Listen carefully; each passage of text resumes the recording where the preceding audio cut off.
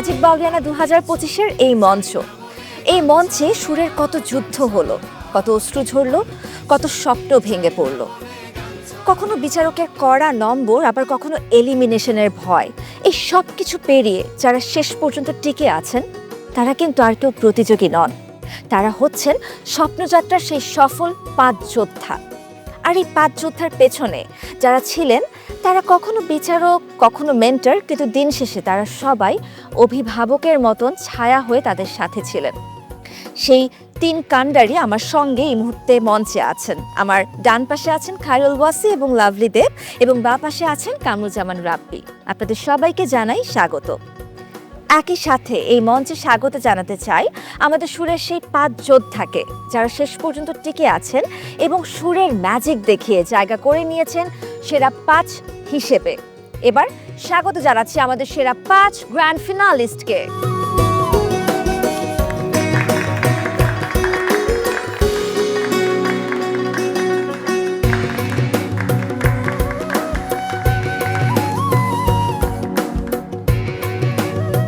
স্বাগত সবাইকে। আজকে আপনাদের 5 জনকে দেখতে কিন্তু বেশ রিল্যাক্সড লাগছে। কেন, কোনো বিচার কার্য নেই, কোনো বিচারক নেই, তার জন্যই কি এত রিল্যাক্স? আমি কিন্তু আগে থেকেই বলে রাখি, আজকে আমাদের সম্মানিত 3 বিচারক সামনে না থাকলেও আজকে এখানে কিন্তু আমি হচ্ছে গিয়ে বিচারক। আজকে আমার রায় চূড়ান্ত, আমি যা বলবো তাই করতে হবে। আমার মনে হয় আজকে বিচার করবোটা বাদ দিব। হ্যাঁ, আজকে আমরা সবাই ম্যাজিক বাউলিয়ানা পরিবার এবং সবাই মিলে যেভাবে আড্ডার মুডে আছি, সবাই মিলে আজকে আড্ডা আমরা একটা রিয়েলিটি আড্ডা দিই। রিয়েলিটি আড্ডা? আচ্ছা আচ্ছা, হ্যাঁ, এটা করা যেতে পারে। আমার পছন্দ হয়েছে প্রস্তাবটা। ঠিক আছে, তাহলে আজকে আমরা সবাই হচ্ছে ম্যাজিক বাউলিয়ানা পরিবার। এই পরিবারের সদস্য হয়ে মন খুলে আজকে আমরা সবাই আড্ডা দিব। আচ্ছা, শুরুটা তাহলে কি দিয়ে করব? যেহেতু অডিশন থেকে আপনাদের সবার সাথে আমাদের পরিচয়, তাহলে একদম অডিশনের জার্নিটা কেমন ছিল সেটা জানতে চাই। শুরু করব মধু, আপনাকে দিয়ে।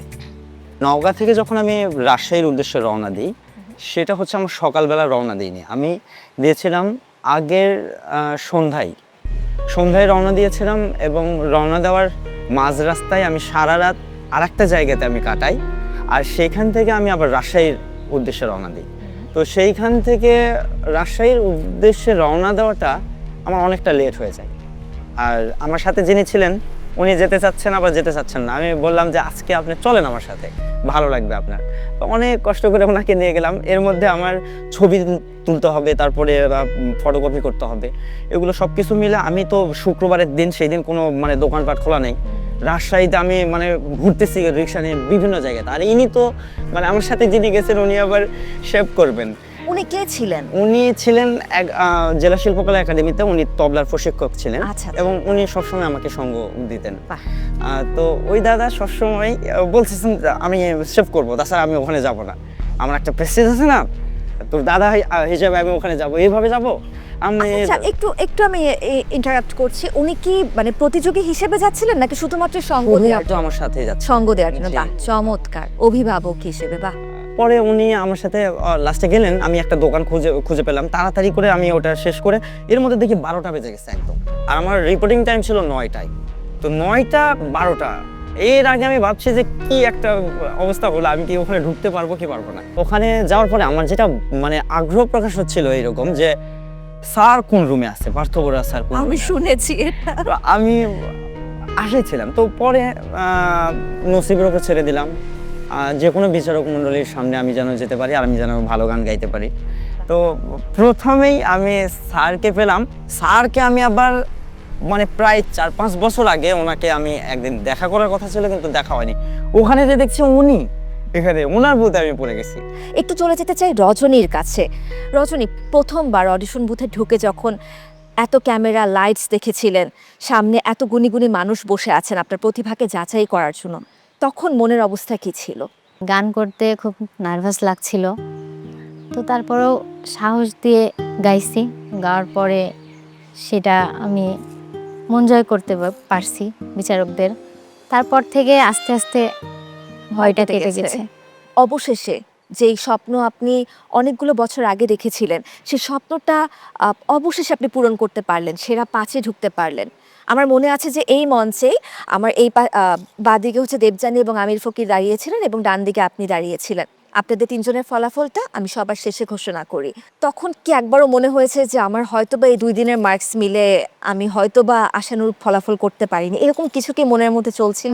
অবশ্যই, এটা তো হয়েছেই, মনের ভিতরে হয়েছে যে মনে হয় চলে যাব। কিন্তু যখন আপনি যখন বললেন যে আমি সেরা 5-এ যাচ্ছি, তখন তো আসলে এই অনুভূতিটা বলার না। আচ্ছা, এবার একটু এপাশে যেতে চাই। মেহজাবিন মুবাশশেরা, পুরো আসর জুড়ে আমাদের দর্শকরা শুনেছে, বিচারকরা বলেছেন অনেকবার আপনি হচ্ছেন সর্বকনিষ্ঠ প্রতিযোগী। সেখান থেকে কোনো এক্সট্রা বেনিফিট কি আপনি পেতেন? হ্যাঁ, ছোট এই জন্য সবাই আমাকে আদর করে, বিশেষ করে কামরুজ্জামান রাব্বি ভাইয়া, ওয়াসি ভাইয়া, লাভলি মা, সবাই আমাকে আদর করে। ইভেন এইখানে যারা পার্টিসিপেট ছিল আমার সাথে সবাই আদর করতো আমাকে। আমি ছোট বলে এমনও হতো যে আমি অনেক কিছু মুখ ফসকে বলে ফেলতাম, তারা কাটিয়ে ফেলতো। তো এই জিনিসটা খুব ভালো লাগতো। আর হচ্ছে এখানে আসার পর আমি অনেক কিছু শিখতে পারছি যা আগে আমার ছিল না। এত বড় মঞ্চে গান গাইতে প্রথম ভয় লাগছে অনেক, বাট এখন ভালো লাগে আর কি। চমৎকার।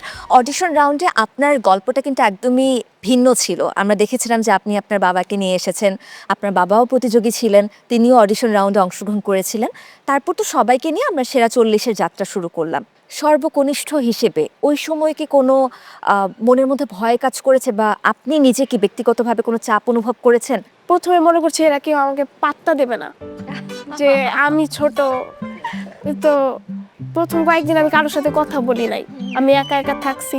পরে দেখলাম না, ভালো লাগতেছে না একা থাকতে।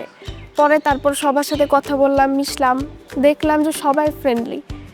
তো এইখানে ভয়টা হচ্ছে কি, সবাই আমার থেকে অভিজ্ঞ, সবাই আমার থেকে বড়। তো এই জন্য মানে মনে হতো যে না, আমি পারবো না। কিন্তু এই পর্যন্ত আসছি, আলহামদুলিল্লাহ। একটু আবারও রজনী খাতুনের প্রসঙ্গটা এনে আনি, যে আপনি বলতেন যে আপনি রজনী খাতুনের উপর অনেক বেশি এক্সপেরিমেন্ট করেছেন। কেন বলেন তো? এই মেয়েটার কি দোষ তার উপর আপনি এত এক্সপেরিমেন্ট করতে গিয়েছেন? রজনীর একটা বিশেষ গুণ হলো কি, সে খুব বুঝে শুনে গান করে। হয় না যে এক একজন তো এক এক রকম ভাবে গান তুলে, রজনী কিন্তু কনফার্ম হয়ে গান তুলে। মানে সে ভালো করে আগে বুঝবে, আগে আগে গাইবে না, ভালো করে বুঝবে, তারপরে সে গানটা তার মধ্যে ধারণ করবে। আর মুবাশশেরা হলো মানে খুব সুইফট নিতে পারে। মানে আমরা এক লাইন দেখিয়ে দিলাম, 3-4 বার গাইতে হয় না, মানে একবার দেখিয়ে দিলে সে ক্যারি করতে আত্মস্থ করে ফেলতে। রজনীর বেলা 3-4 বার গাইতে হয় ঠিকই, কিন্তু যেটা নিবে সে এবং কারেক্টটা নিবে। বাহ, চমৎকার। এবার একটু চলে যেতে চাই আমাদের আঁখি আক্তার ঝর্ণার কাছে। আপনার কাছেও জানতে চাই আপনার অডিশন বুথ পর্যন্ত পৌঁছার জার্নিটা একটু সংক্ষেপে।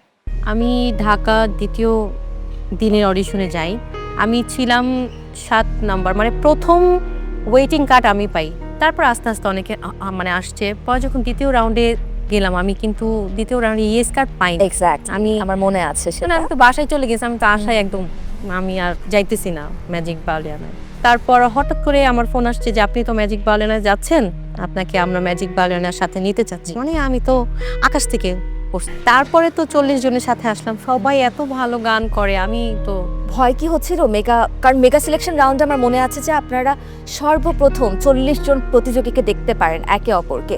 তখন কি ওই সময় খুব ভয় কাজ করছিল? অনেক অনেক, মানে আমি তো শেষ, আমি চলে যাব ওদের সাথেই। মানে যারা ছিলাম সবাই বলা বলি করতেছিলাম যে তুমি যাবা, আমি যাব না, আমি বাসায় চলে যাবো, আজকে শেষ, আমার গান আজকেই শেষ।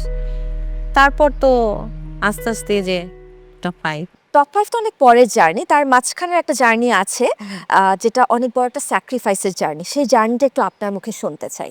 যখন আমি সেরা 19 থেকে 15তে মানে করছি, 15তে আসছি আমি গান গেয়ে, তখন ওদিন আমাদের শো, আমি হঠাৎ করে বাসা থেকে ফোন আসে যে আমার ছোট মেয়ে, ওর ডেঙ্গু হয়েছে, ওই হসপিটালে ভর্তি করতে হবে।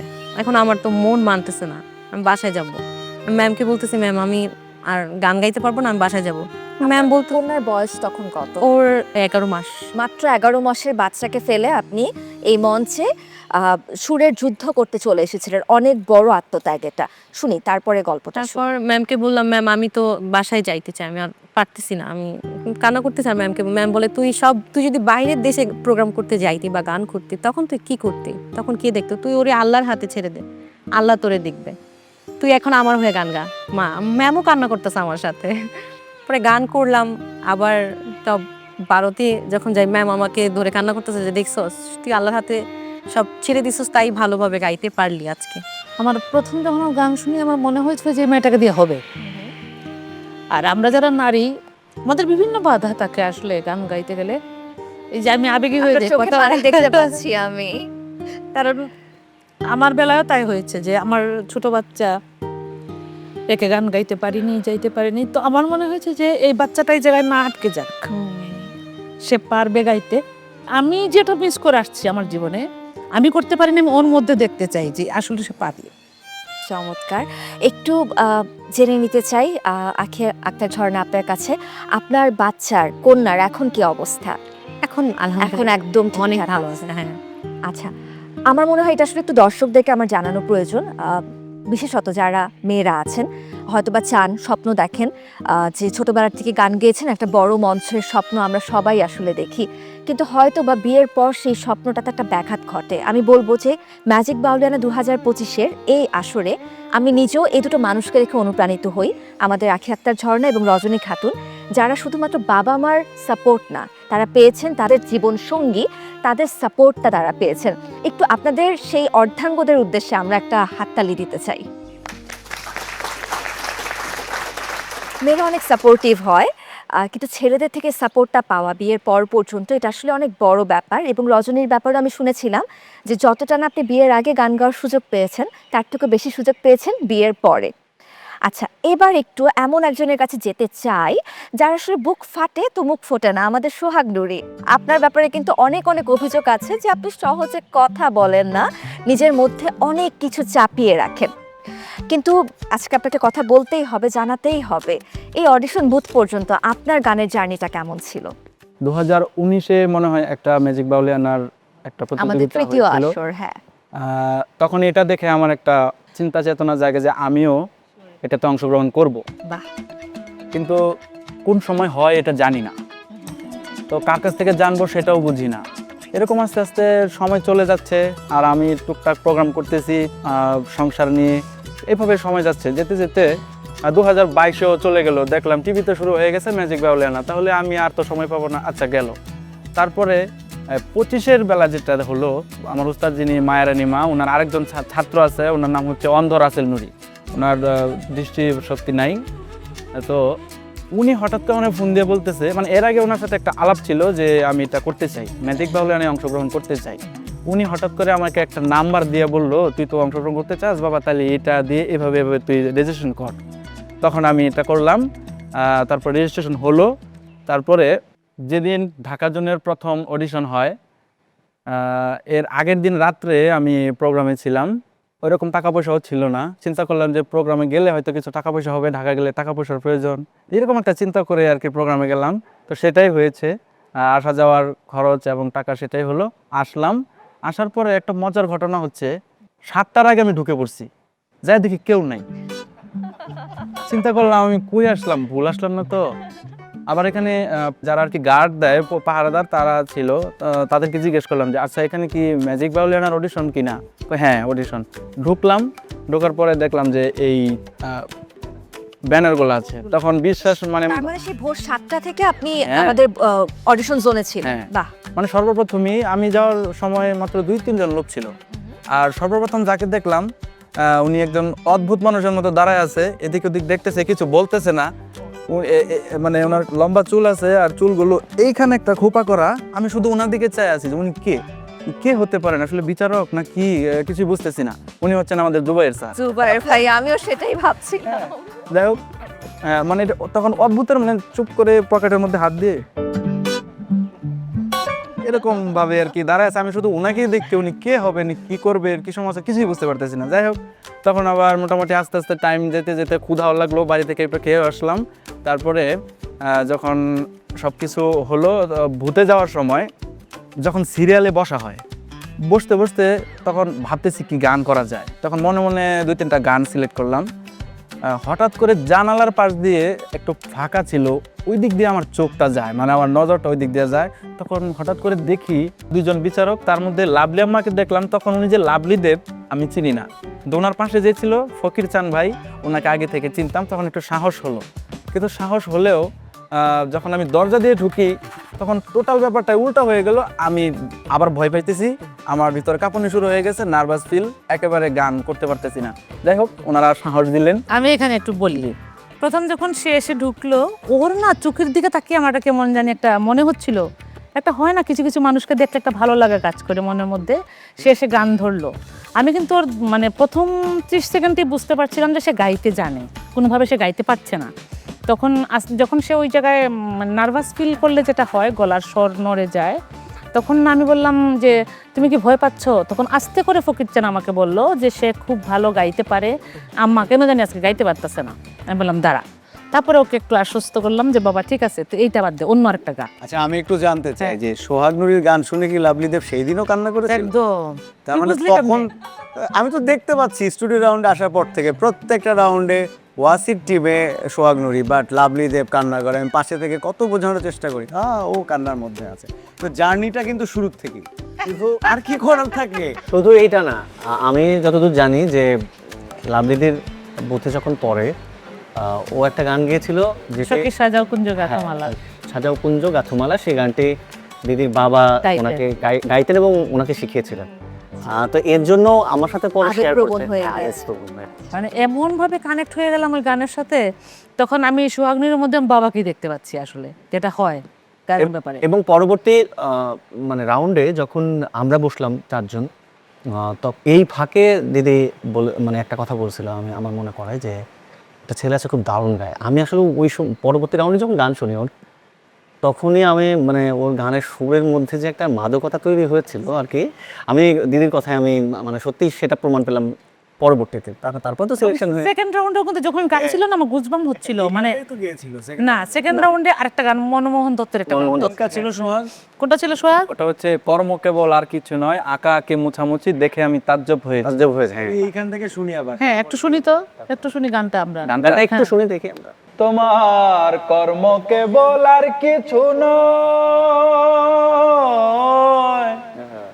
কর্ম কেবল আর কিছু নয়, আঁকা আঁকি মুছামুছি দেখে আমি তাজ্জব হয়েছি।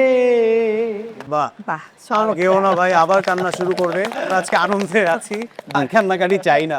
একদমই তাই। আর এই আনন্দের মুহূর্তে আপনার কাছে একটা অনুরোধ রাখতে চাই। এই যে পুরো আসর জুড়ে আমি মেন্টর খায়রুল বাসের মুখ থেকে শুনেই গেলাম যে আপনি অনেকগুলো বাদ্যযন্ত্র বাজাতে পারদর্শী, এবং পাশে আমি দেখতেও পাচ্ছি একটা ভায়োলিন আছে। একটু কি শুনবো আমরা আজকে? তাহলে শুনে নেই।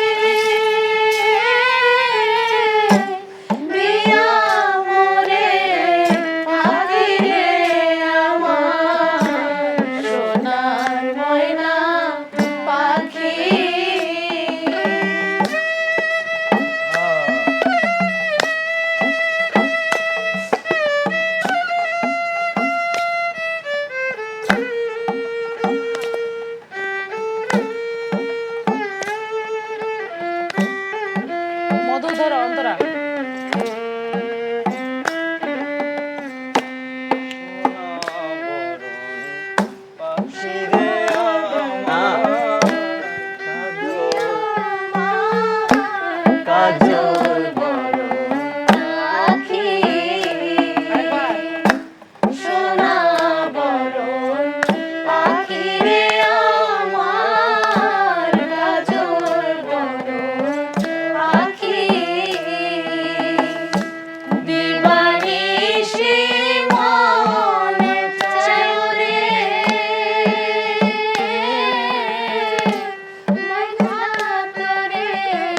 রাখিলে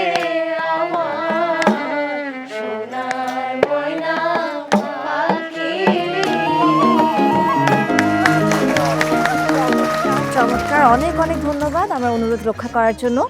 এবার একটু জানতে চাই আমাদের মেন্টরদের জার্নিটা আসলে কেমন ছিল। শুরু করতে চাই আমাদের মেন্টর লাভলি দেবকে দিয়ে। এই যে প্রত্যেকটা সময়ে আপনারা যে আগের রাত পর্যন্ত বা একদম আমাদের যেদিন ফাইনাল পরীক্ষা, সেই পরীক্ষার আগ মুহূর্ত পর্যন্ত আপনারা প্রতিযোগীদের সাথে ছিলেন, শেষ মুহূর্ত শুট ঠিক করে দিয়েছেন।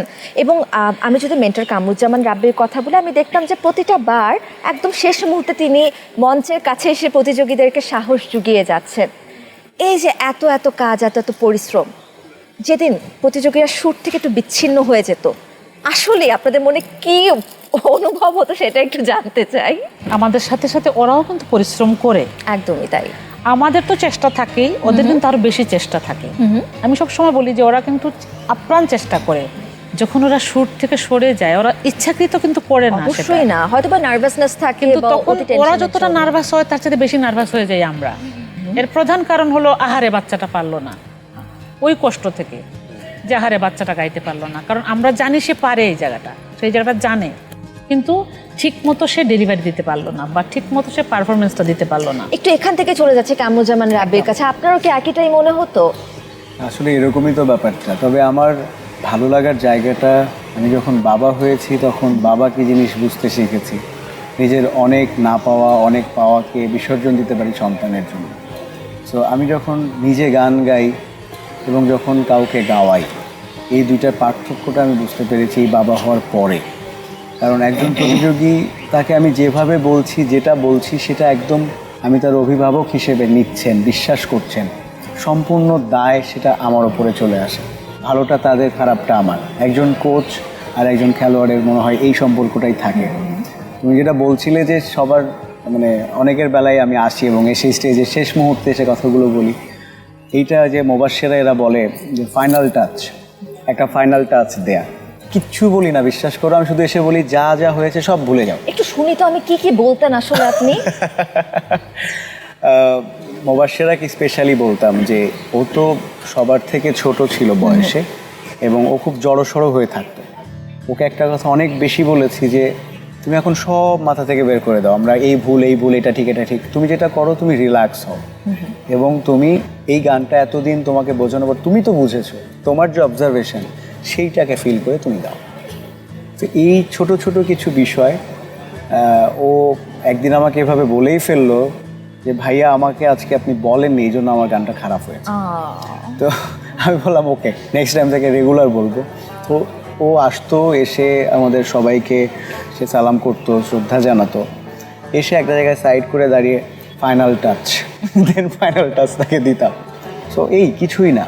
মধুকে এসে আমি বোধহয় এই যে টপ 5-এ তারা আসার একটা বা দুইটা পর্ব আগে আমি মধুকে বলছিলাম, আমার মনে হচ্ছিল যে প্র্যাকটিসে কোনো একটা জায়গায় সুর ছুটে যাচ্ছে। মধুকে আপনি কয়েকদিন বকা দিয়েছেন, এটা আমি আমার নিজের কান এটার সাক্ষী। আমি স্বীকার করছি সেটা, কিন্তু এই বকাটা ছিল আমার এবং মধুর একটা দুষ্টামি। সো মধুকে যখন এসে বললাম যে মধু সুরটা মনে হয় একটু নড়ে যাচ্ছে, তো ও যথারীতি ওর মতো, স্যার আপনি টেনশন নিয়েন না স্যার, এটা ঠিক হয়ে যাবে স্যার। সো ওকে বাবা, তোর যা ইচ্ছা তুই কর, আমি গেলাম। এই যে যা ইচ্ছা তাই করে ফেলে। সো এইটাই আমার কাছে মনে হয় যে ওই মোমেন্টটা এনজয় করার মোমেন্ট, যে এখন আমি গাইবো, অনেক কিছু নিয়েছি, শিখেছি, এখন সব বাদ, এখন আমি গাইবো। বাহ, চমৎকার। এবার একটু মেন্টর খায়রুল গাছের কাছে যেতে চাই। প্রথমবারের মতন ম্যাজিক বাউলিয়ানা 2025-এ আপনার যুক্ত হওয়া, বা আমি যদি বলি ম্যাজিক বাউলিয়ানা পরিবারের সাথে যুক্ত হওয়া, তাহলে প্রথমবারের মতন যখন আপনি বিচারকের আসনে বসলেন এই আসরে, তখন কি আপনার মনে আসলে কি চলতো অডিশন রাউন্ডে? আমি অনেকগুলো রিলেটিভের সাথে মানে নাম দিয়েছি বা আমি অংশগ্রহণ করেছি, তো ওদের যেরকম মানসিক চাপ লাগে, তো আমি ওটা ফিল করেছি যে ওরা যাতে ভয় না পায়। যখন অডিশন রাউন্ডে ছিলাম, আমি সবার মেন্টালিটি বুঝেই ইজি করার জন্য তার সাথে কথা বলেছি।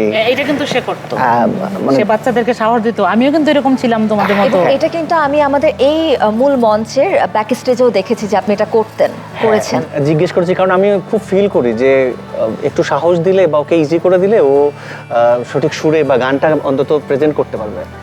তো আমি আরেকটু মানে পেছনে যাই, যেমন মুবাশিরা হয়তো একটু মিসিং করে গেছে, ও আমার বুথে ছিল, ও এবং ওর বাবা দুজনেই এসেছিল আমার বুথে। প্রথমে হচ্ছে ওর বাবা এসছে, আসার পরে ওর বাবা হয়তো আমাকে চেনে বা আমার সাথে কথা হয়েছিল হয়তো, আমার মনে নেই এরকম। উনি আমাকে কানেক্ট করে দিয়েছিল যে ওয়াসি ভাই আপনার ফ্যান, আমি আপনার গান আমি শুনি, গাই। তো আমি বললাম ঠিক আছে গান, তাহলে কোন গানটি গাবেন এখন গান?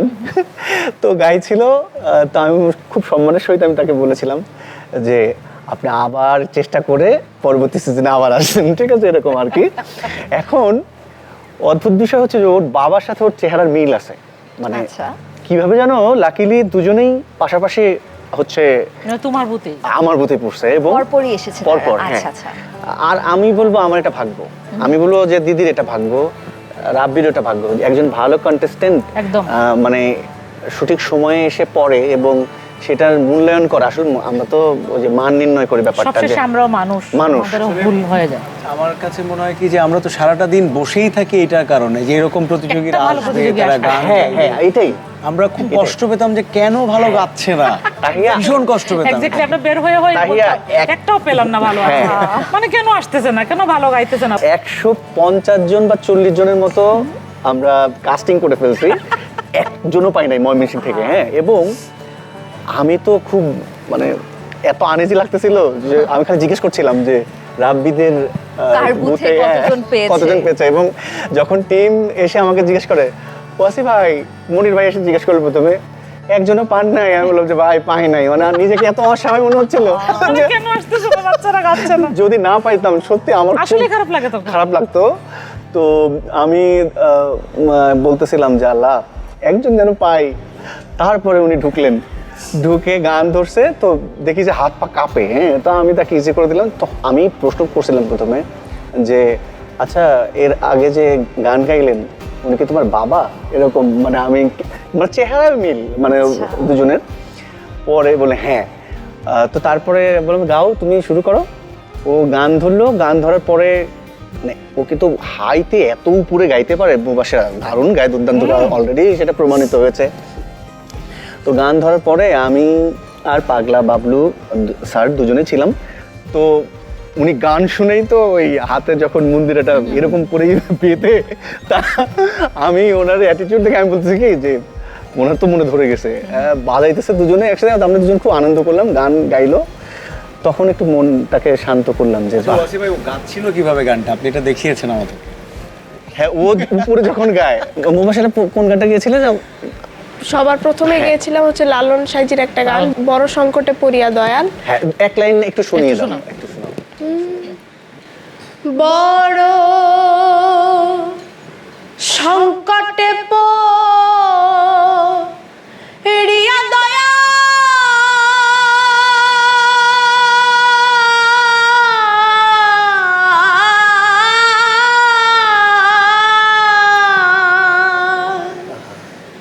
বারে বারে ডাকি তোমায় ক্ষময় অপরাধ। ওকে, এইটুক যখন গাওয়ার পড়লো, থ্যাংক ইউ, গাওয়ার পরে একটা স্ট্রিং ঘন্টা, হ্যাঁ বাজানো হলো। পরে আমি বলছি সব বাউলা কে বানাইলো, বা তারপর গেছি হচ্ছে একটা ভাওয়াইয়া ওমর কালারের। তারপর গেছি হচ্ছে আগুন লাগাই দিল। ও সরি বাউলা না, আগুন লাগায়, হাসান রাজার গান। ওইটা যখন ধরলো আমি বললাম যে বাবা আর গাইতে হবে না, মানে স্কেলটা এত উপরে ধরছে, তারপর সে গিয়ে আসছে, হ্যাঁ বানাইলো, আর ওর কণ্ঠে আর কি আরো উপরে শোনা গিয়েছিল আর কি। আমি শুধু একটা কথা বলেছিলাম যে পরবর্তী রাউন্ডে তুমি শুধু স্কেলের ব্যাপারটা একটু খেয়াল করবে, কারণ আমি ভয় পাচ্ছিলাম যে এ দুজন আছে। আর আমি যখন হাসনটা যাওয়া সিলেট অঞ্চলের গান যদি কেউ গায়, আমি পাশে থেকেই বলি এইবার বিপদে তুই পড়লি মনে হয়।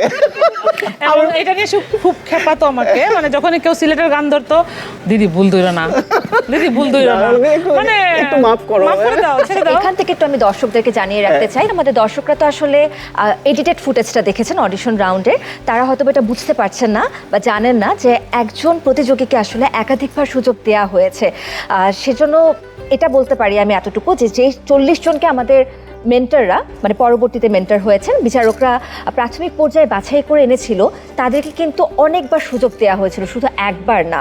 এবং সেটাই কিন্তু আজকেও আমি জানতে পারলাম এই গল্প থেকে, কারণ প্রত্যেকটা বুথে আসলে আমারও যাওয়ার সুযোগ হয়নি, প্রত্যেকটা বুথের গল্প আমারও জানার সুযোগ হয়নি। তাই আজকে দর্শকদের সাথে, আমার প্রতিযোগীদের সাথে আমিও আজকে আসলে এই গল্পগুলো জানতে পারছি। আচ্ছা, তারপর কি হলো? হ্যাঁ, সুযোগের বিষয়টা হচ্ছে কি, তাই আমরা যেহেতু এই প্ল্যাটফর্মটা অনেক বড় একটা প্ল্যাটফর্ম, সব ধরনের গানই গাইতে হবে, ও গাইতে পারে কিনা। আমরা 2 লাইন করে করে একটা ভাওয়াইয়া, একটা হচ্ছে জারি সারি বা মুর্শিদি, একটা হাসান রাজার গান, একটা লালন সাইজির গান, একটু করে গিয়ে আমরা পরবর্তী মানে মেগা সিলেকশন রাউন্ডে যে ও যে টিকে থাকবে বা শেষ পর্যন্ত টিকে থাকুক, এরকম একটা যাচাই বাছাইটা আমাদের অডিশন রাউন্ডেই হয়ে গেছে অলরেডি। কিন্তু আমরা এখানে একটু যুক্ত করে Sure, বলছি, sure. সেটা হলো অনেকে বলে না আমাদের উপরে অভিযোগ সবার, যে গান শুনলোই না। হ্যাঁ, এটা তো আমি অনেক পেয়েছি এই কমেন্ট। এটা আমি একটু ভালো করে পরিষ্কার করে তোমার মাধ্যমে আজকে এই অনুষ্ঠানের মাধ্যমে বলতে চাই, আমরা আসলে 30 সেকেন্ড একটা বাচ্চা গাইলে বুঝতে পারি সে গাইতে পারবে কিনা। অবশ্যই এটা 1 মিনিট গাওয়ার দরকার হয় না, 30 সেকেন্ড গাওয়ার পরে আমরা বুঝতে পারি যে সুরে যাচ্ছে কিনা। যাদের আমরা বুঝি যে সুরে যাচ্ছে, তখন আমরা দরকার হলে 5টা গানও শুনছি, এরকম রেকর্ডও আছে। এখানে আমি একটু যুক্ত করতে চাই, আসলে যেই প্রতিযোগী সুরে গাওয়া শুরু করে গানটা, তখনই আমরা একটু নড়ে চড়ে বসি যে এবার আসি তোমার দেখি তুমি কতটুকু পারো, যাচাই বাছাইটা শুরু হয় ঠিক তখন। কারণ আমাদের মাথায় চাপ থাকে যে এই যে বাংলার দর্শকরা ম্যাজিক বাউলিয়ানের মাধ্যমে তাকে দেখবে, এবং আমরা সবসময় আমাদের এই স্টুডিও রাউন্ডে দেখেছি আমাদের শ্রদ্ধেয় বিচারক গুরুজি শফি মণ্ডল, তিনি বলতেন যে আসলে আমাদেরই বিচার করবেন তারা। তো আমরা ওইটা মাথায় রেখে প্রত্যেকে চেষ্টা করেছি যে যাচাই বাছাই করে যখন আমরাই পরাস্ত হয়েছি যে আর পারছি না, তাকে নিতেই হবে, আমরা নিয়েছি। কেন? কারণ অনেক মানুষ গান গাইছে, কারো না কারো সুরে ভুল হচ্ছে, কথায় ভুল হচ্ছে, বাণীতে ভুল হচ্ছে, গায়কই নেই, নার্ভাস হয়ে যাচ্ছে। এই মঞ্চে এসে ওই মহান বিচারকদের সামনে যখন তারা গাইবেন, তখন তারা কি করবেন? তোর মনে আছে রাব্বি, মানে তুই এসে আমাকে বলছিলি না যে ম্যাম আজকে একটা ছেলে আসছে, ম্যাম আপনি গান শুনেন, এই সেই মধু। এবং মধু যখন গাচ্ছিল না, তখন আমার নিষ্পিস অবস্থা দেখে মনির ভাই আমাকে বলছিল, দিদি আপনার যদি দিতে ইচ্ছে করে আপনি দিয়ে দেন, এখনই দিয়ে দেন। মানে আমি ভাবছিলাম যে মানে এখন এত ভালো লাগছে মধুর গান, পরে যদি কোনোভাবে নাম্বার কমে যায়, পরে যদি ছেলেটা বাদ পড়ে যায়। আরেকটা মানে মজার ওই- ব্যাপার, হ্যাঁ। অডিশনের এই জায়গাটাতে কিন্তু সন্দীপনদার ভয়েসটা শুনছিলাম আমরা অডিশন রাউন্ডে। সন্দীপনদা বারবার বলছিলেন 1 নাম্বার, এটা কিন্তু 1 নাম্বার রাখতে হবে। কেন? Because আমরা এত ভালো লেগেছে তার হ্যাঁ। গান, আমরা আমাদের জায়গা থেকে কি নাম্বার দিব, তার কি কেউ ভালো বিচার গাইলে করব? মনে হয় মানে ফুলে দিয়ে দিই আর কলিজাটা। আমি একটু যুক্ত করতে চাই যে কোনো রিয়েলিটি শোর অডিশন রাউন্ডটা খুব গুরুত্বপূর্ণ। একদমই তাই। কারণ এটা হচ্ছে জমিনের মতো আমার কাছে মনে হয়, যে আমরা যে জমিন নির্বাচন করব, এটাতে ঠিক সঠিক ফসলটা সুযোগ মতো ধাপে ধাপে আমরা যাতে ফলাতে পারি। একদম অডিশন রাউন্ড, এবং সেটার কিন্তু ফিডব্যাক আমরা পাচ্ছি অলরেডি। আমাদের মেইন জাজের যারা আমরা দেখেছি যে ওনারা আমাদেরকে কিন্তু প্রশংসা করেছেন, হ্যাঁ, যে এবারকার সিলেকশন মানে অডিশন রাউন্ডটা ভালো হয়েছে। তো আমরা দর্শকদের কাছেও ছেড়ে দিয়েছি, দর্শকরাও কিন্তু দারুণভাবে কমেন্টস করছে সবাই। কারণ আমরা অনেক রিয়েলিটি শো দেখেছি যে মানে ফাইনাল রাউন্ডে এসেও না বেসুরো একটা ব্যাপার থাকে। এটা কিন্তু আমি সরাসরি বলি, না, না, একদম কারণ আমাদের এই গানের পাঁচজন- এরকমটা অনেক এই পাঁচজন সময়। একদম সবাই সুরে গায়। আমার কাছে এটা হলো মনে হয় যে বড় কথা। গানের প্রাণ হচ্ছে সুর, আমি সবসময় একটা কথা বলি, আর তাল হচ্ছে কঙ্কাল, হ্যাঁ, মানে স্কাল যেটা। তো এটা যদি ঠিক না থাকে, আর প্রাণ হচ্ছে গানের গায়কী। সেটা তো অবশ্যই গায়কই তো Add অবশ্যই করে দিলাম। তো এই সুর তাল লয়ের ব্যাপারটা আমরা প্রথমেই যদি সঠিক জমিনটা নির্বাচন না করতে পারি, একদম। তাহলে আমরা কি ফসল ফলাবো পরবর্তীতে। এবং আমি গর্ববোধ করি এখানে যারাই আসে 5 জন, এরা যদি খালি গলায়ও কোনো জায়গায় বসে কারোর সামনে গান করে, আমার মনে হয় কি তারা প্রশংসা ঘুরে পাবে। শুনতে হবে। আমরা কিন্তু শুনেছি মধুর গান। মধু বলছিল তার কথা বলার সময় যে তার আগে একজন ইয়েস কার্ড নিয়ে বের হয়ে যাচ্ছিল নওগাঁর প্রতিযোগী, দিবে না So, হয়তো। তাকে দিবে কিনা নওগাঁর প্রতিযোগী। আমি মধুর এই কথার জের ধরে বলতে চাই যে ম্যাজিক বাউলিয়ানাতে নওগাঁর যদি 100 জন মধুর মতো গায়, 100 জন 100 ইয়েস কার্ড জনকেই। পাবে। যেহেতু এনামুল হক মধুর প্রসঙ্গটা উঠলেই তার আমি জন্য একটা কথা বলতে চাই। হ্যাঁ, হ্যাঁ, অবশ্যই। মধু ভাইয়ের কাছে আমার একটা প্রশ্ন ছিল। ওকে। যেহেতু মধু ভাইয়া ওই যে মাইকেল জ্যাকসনকে তার আইডল মনে করে, তো তার গানের সাথে তো মানে ওই থিমটা মিলানো কঠিন, তো কেন সে এটা চুজ করলো? এইটা হচ্ছে লোকগান একটা অধ্যায়, এটা একটা মানে যদি বলি যে সাবজেক্টের মধ্যে একটা সাবজেক্ট এটা। আর ফোক, আধুনিক, ব্যান্ড, আর রবীন্দ্র, নজরুল, ভাওয়াইয়া, পল্লীগীত, অনেক কিছুই আছে, মানে বিভিন্ন। আর আমার সেই মাইকেল জ্যাকসনের যেই ফলো করার যে ব্যাপারটা, যে ওনার যে একটা গল্প শুনছিলাম আমি, সেই গল্প থেকে আমি ওনাকে ফলো করা শুরু করি। তো সেখান থেকে কি ভালোবাসার যাত্রাটা শুরু না, হয়েছিল?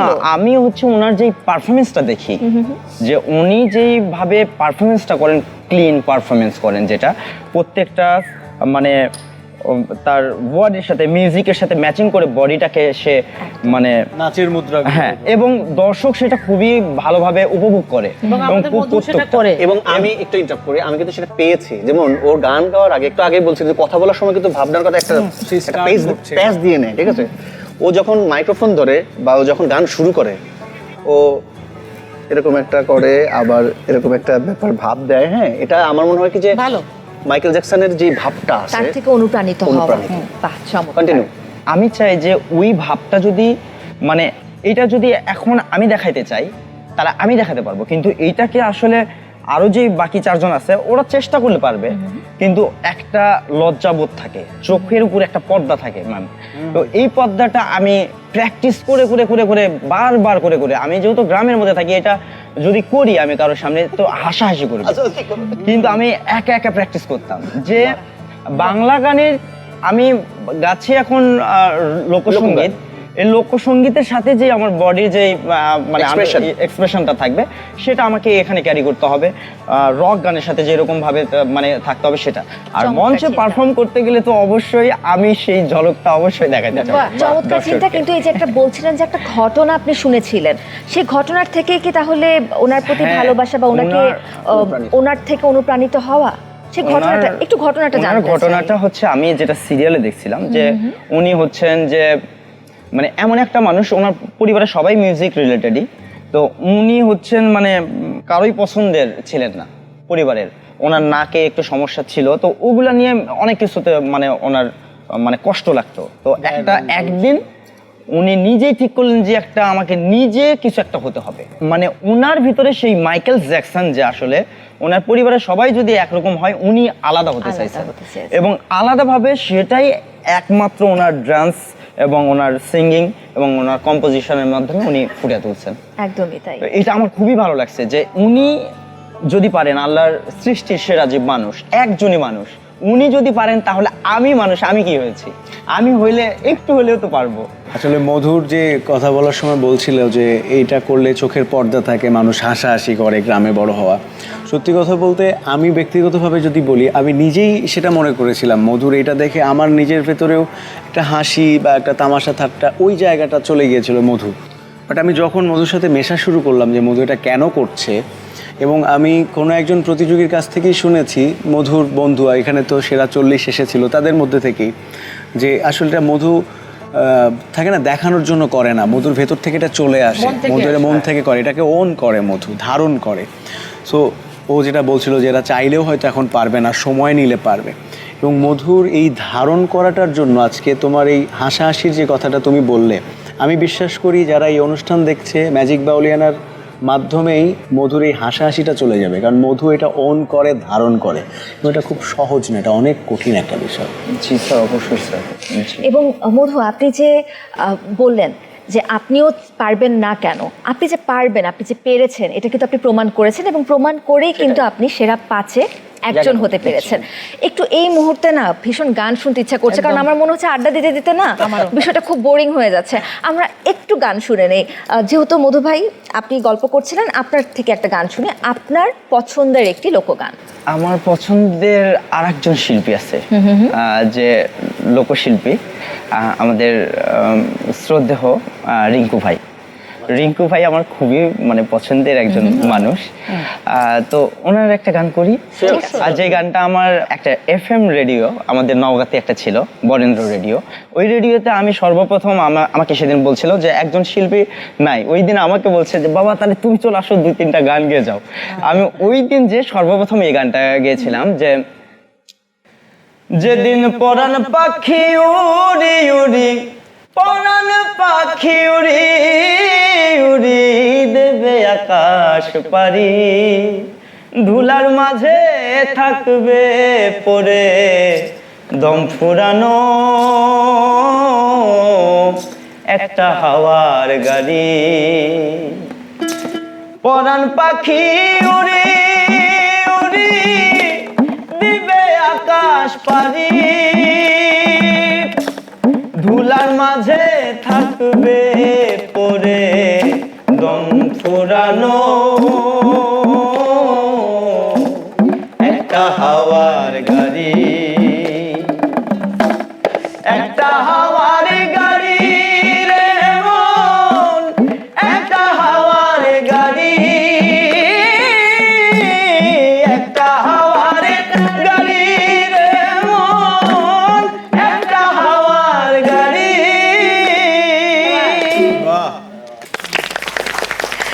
চমৎকার, আপনার গান তো বরাবরই আমাদের সবাইকে মুগ্ধ করে। এবারে একটু জানতে চাই আপনাদের সবার কাছে, যখন আপনারা ম্যাজিক বাউলিয়ানাতে আসলেন, সেরা 19-এ প্রবেশ করলেন, তার আগে আপনাদের পরিচয় ছিল একরকম, সেরা 19-এ চলে আসার পর পরিচয়টা হয়ে গেছে ভিন্ন রকম। একই চেহারা, একই নাম, কিন্তু এখন মানুষরা আপনাদেরকে অন্যরকমভাবে চেনে। এই অনুভূতির গল্পটা একটু সবার থেকে শুনতে চাই। শুরু করতে চাই এবার সোহাগ নুরিকে দিয়ে।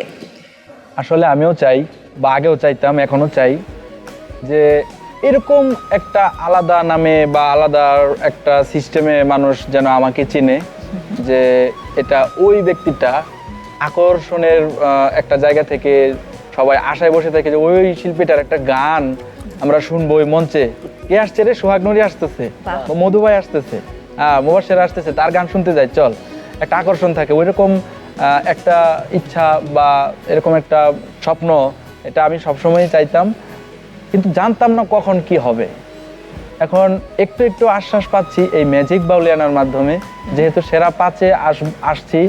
আর এই পর্যন্ত আসতে পারবো কিনা এটা অডিশন দেওয়ার আগে ভাবি নাই কখনো। এটা হয়তো ভাগ্যে ছিল এবং নিজের চেষ্টা, সবার দোয়া।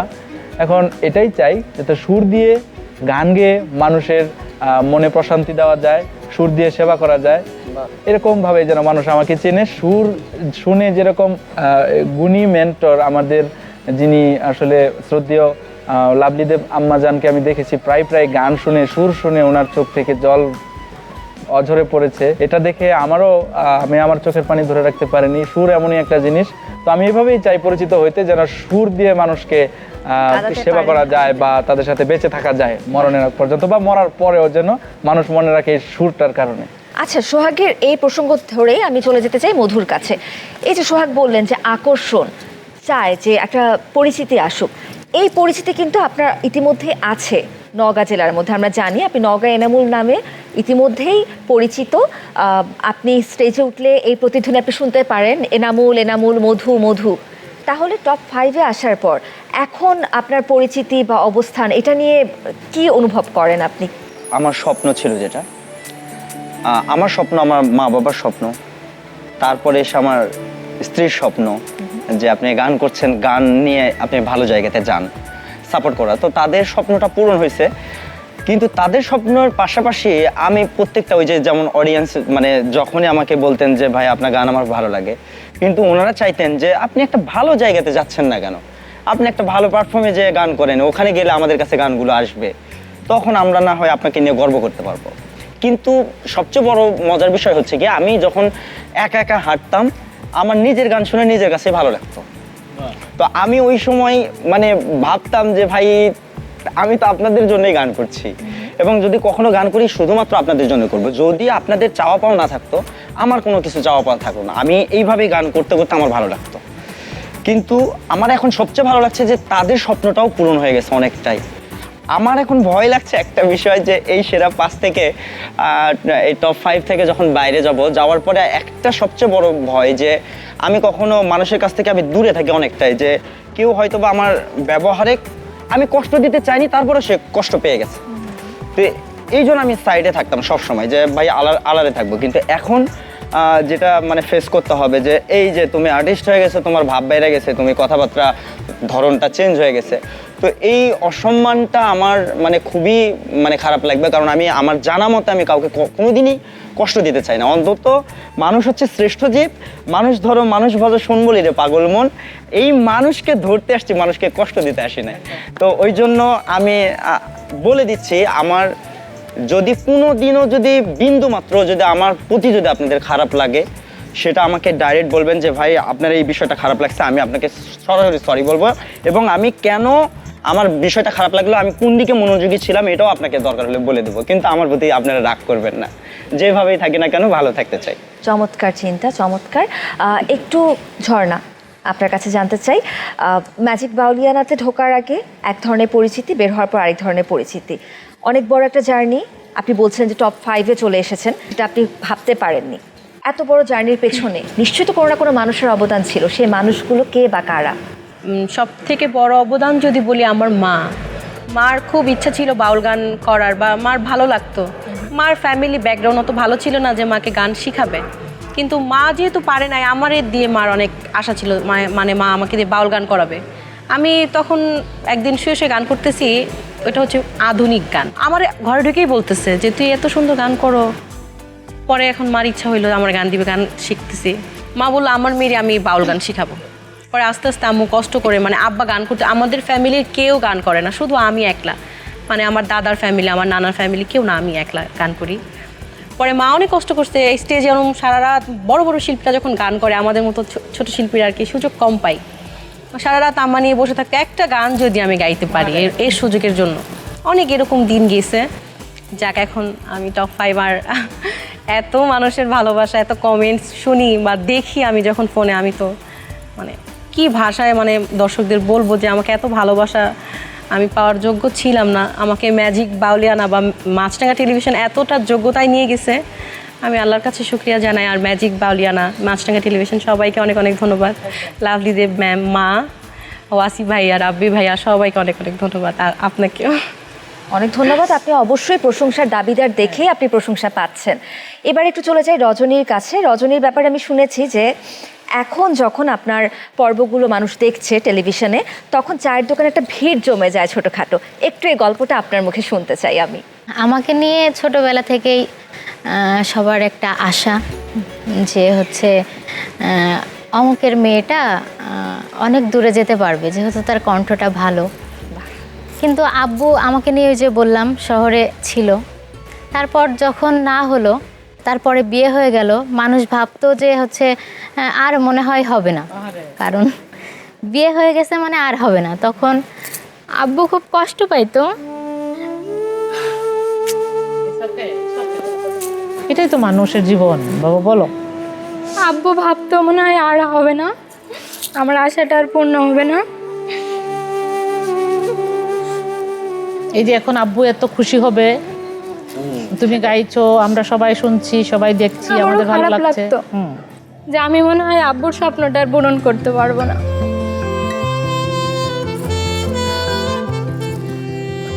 তুমি পারছো তো বাবা, বলো। আপনি অনেক দূর পর্যন্ত হ্যাঁ, এসেছেন, কিন্তু পারছো। আমার বিশ্বাস আপনার বাবা আপনাকে দেখে সব থেকে বেশি গর্ববোধ করেন। তারপর যে মানুষটার সাথে আমি পথ চলছি, তো ওই মানুষটা গান অনেক পছন্দ করে। তো তারপর থেকে যখন আমি এটা নিয়ে গান নিয়ে মানে ওকে বোঝাইতে চাইলাম যে একটা স্বপ্ন, মানে সেও জানতো যে আমি ভালো গান করি, কেন তার স্বপ্নটা পূরণ হবে না। সে কি আপনার গান শুনে আপনার প্রেমে পড়েছিল? না, সেটা না, কিভাবে হয়েছে আল্লাহ জানে। গান শুনে তো ভালো লাগে, গান যেহেতু সে পছন্দ করে। তো তারপর থেকে আমার পিছনে সে অক্লান্ত পরিশ্রম করে, মানে তার জীবন ত্যাগ করে বললেই হয়, সে ত্যাগ করে আমার পিছনে ছুটছে যে ওকে আমি ওর স্বপ্নের জায়গায় নিয়ে যাব।